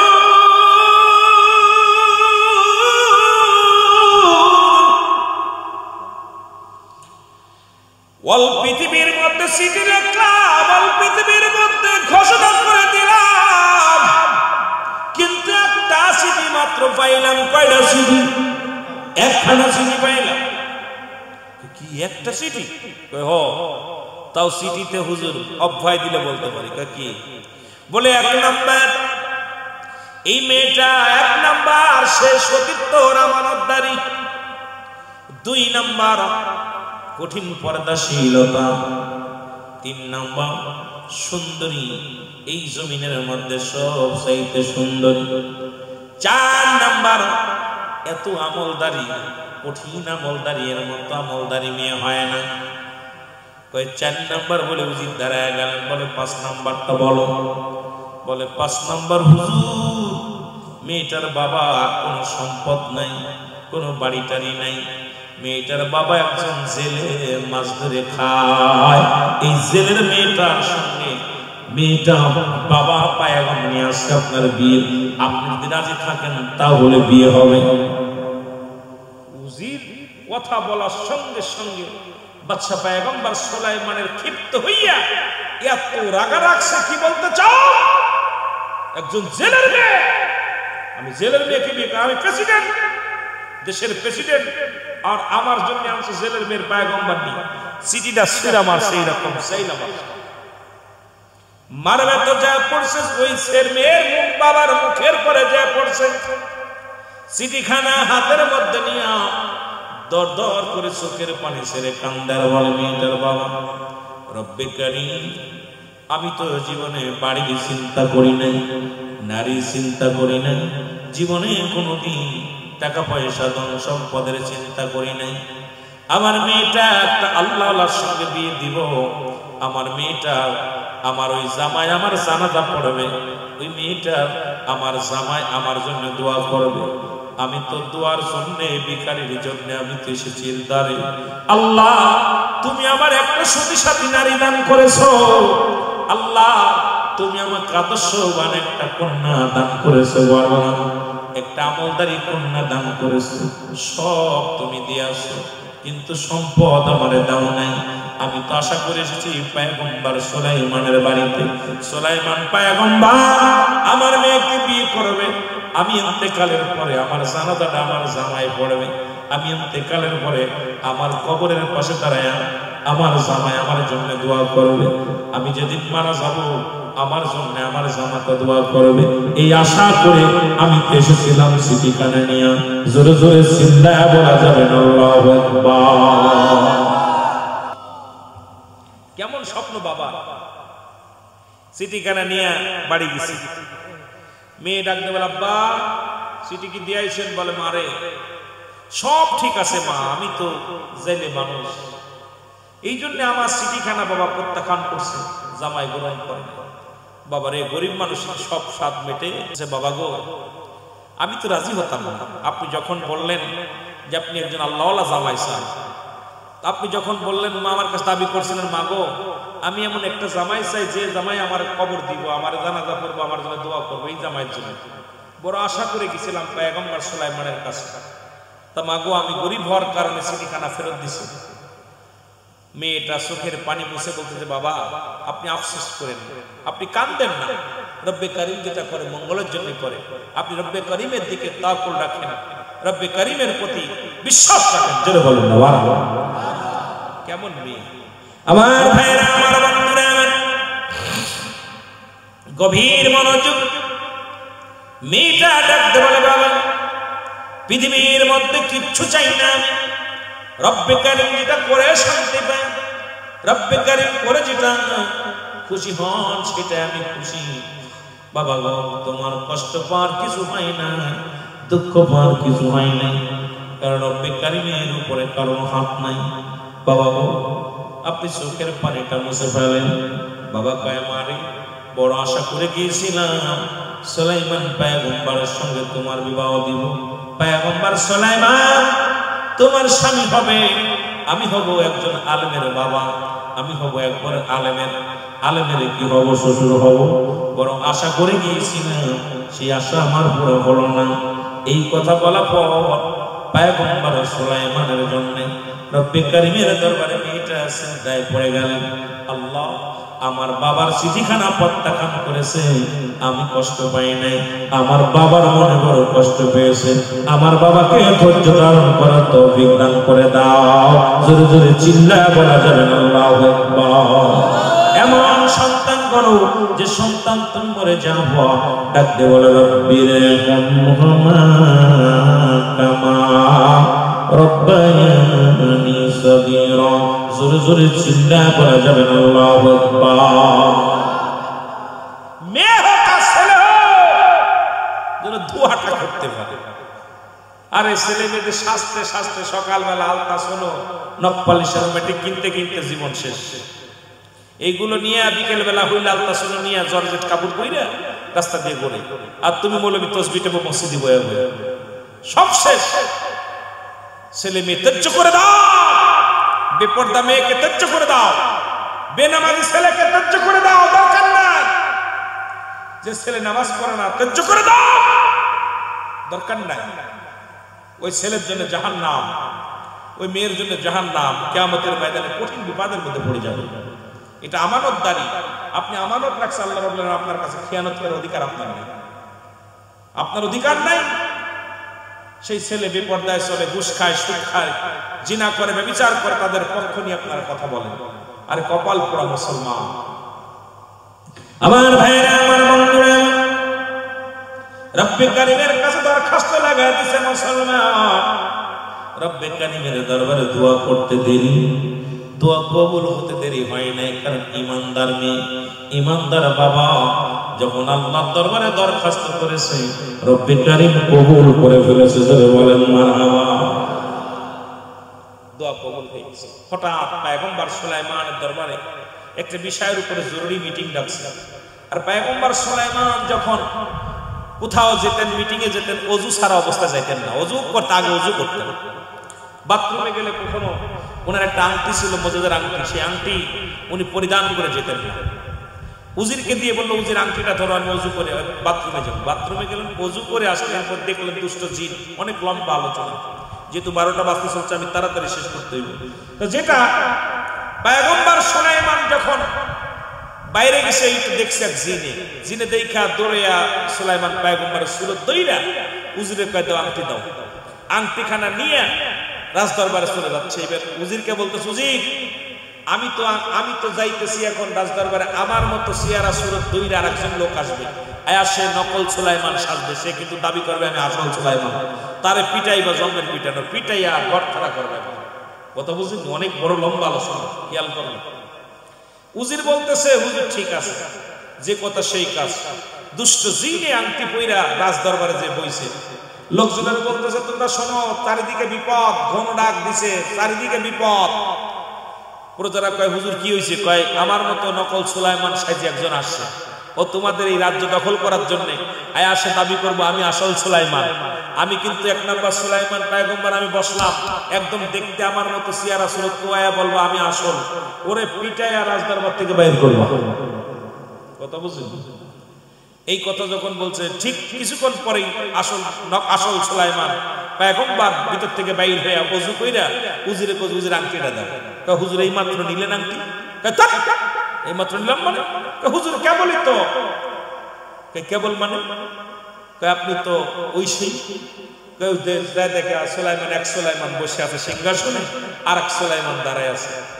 যখন নকল সুলাইমান আসল সুলাইমানকে দেখে বলতেছে দাঁড়িয়ে করছে কেন, পিটা আইসা গেছে নকলটা। জনগণ দুইরে এমন পিটেন পিটাইছে আসলটারে, পিটাই একদম বক্সাইছে, একদম জম্বের বক্স, রক্ত টক্ত বাইর করে দিয়ে টানতে ফেলে দিয়ে আসে রাস্তায়।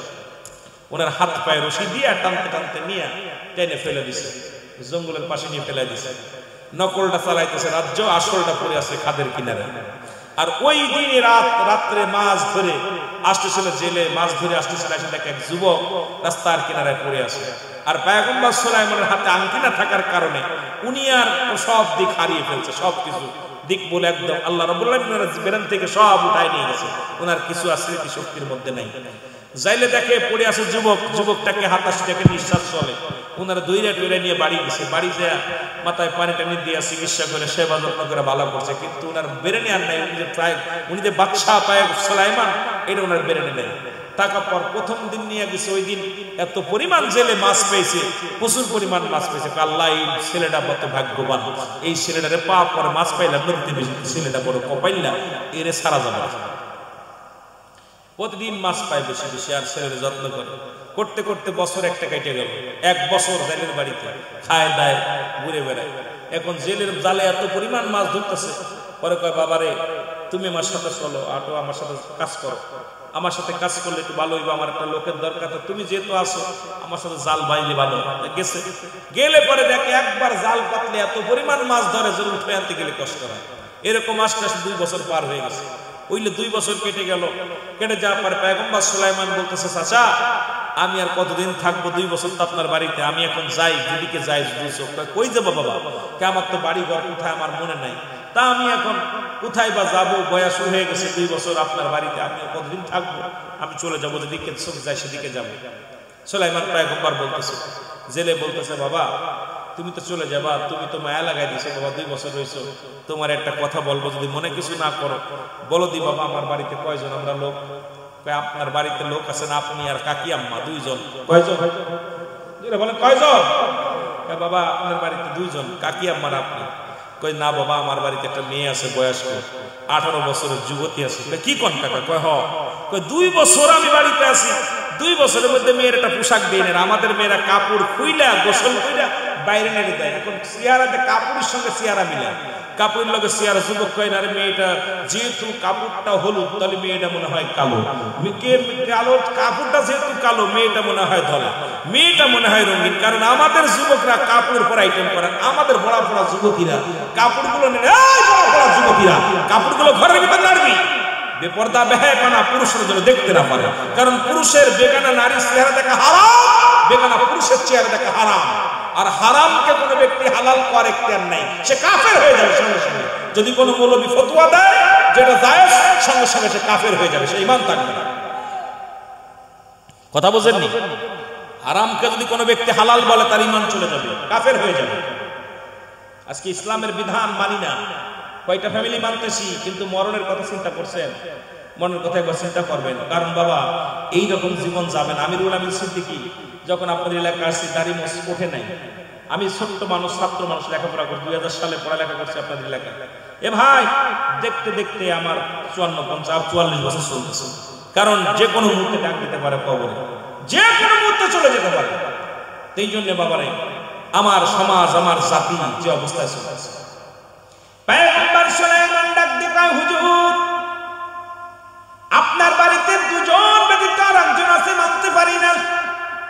কয় বাবা গো আমার বাড়িতে আমার যুবতী কন্যা আছে, মা গো আমার একটা কন্যা। কয় বাবা কি শুনাইলেন? আর আমার দেশের মা বোনেরা লজিংগিরি যায় গিরি যায়, টাকা 2 মাস পরে বেগে যায়, 1 মাস পরে বেগে যায়, বউ পর্যন্ত চলে যায়, হুজুরি বউ চলে যায়, জালেমের লগে জালেমের বউ চলে জালেমের লগে।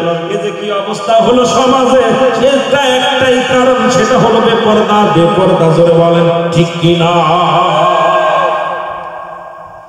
ইমাম সাহেবরে রাখছে নামাজ পড়ায় আর খায়, ইমাম সাহেব পরের বউ বেগে নিয়ে যায়। জোরে করতে ওই তো আপনাদের এলাকার মানুষ বালা, হয়তো ভালো।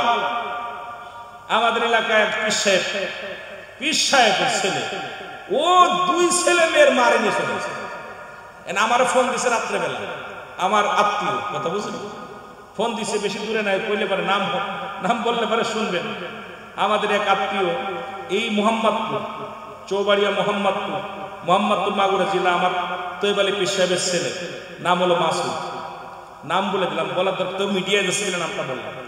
আরে ভাই, 2 ছেলে মেয়ে শুধু এলাকায় ঘুরে গেছে। আরে পীর সাহেবের ছেলে ভাগছে 2 মেয়ে, 2 ছেলে মেয়ের মাকে নিয়ে। হলো কি অবস্থা হলো? সমাজ কোথায়?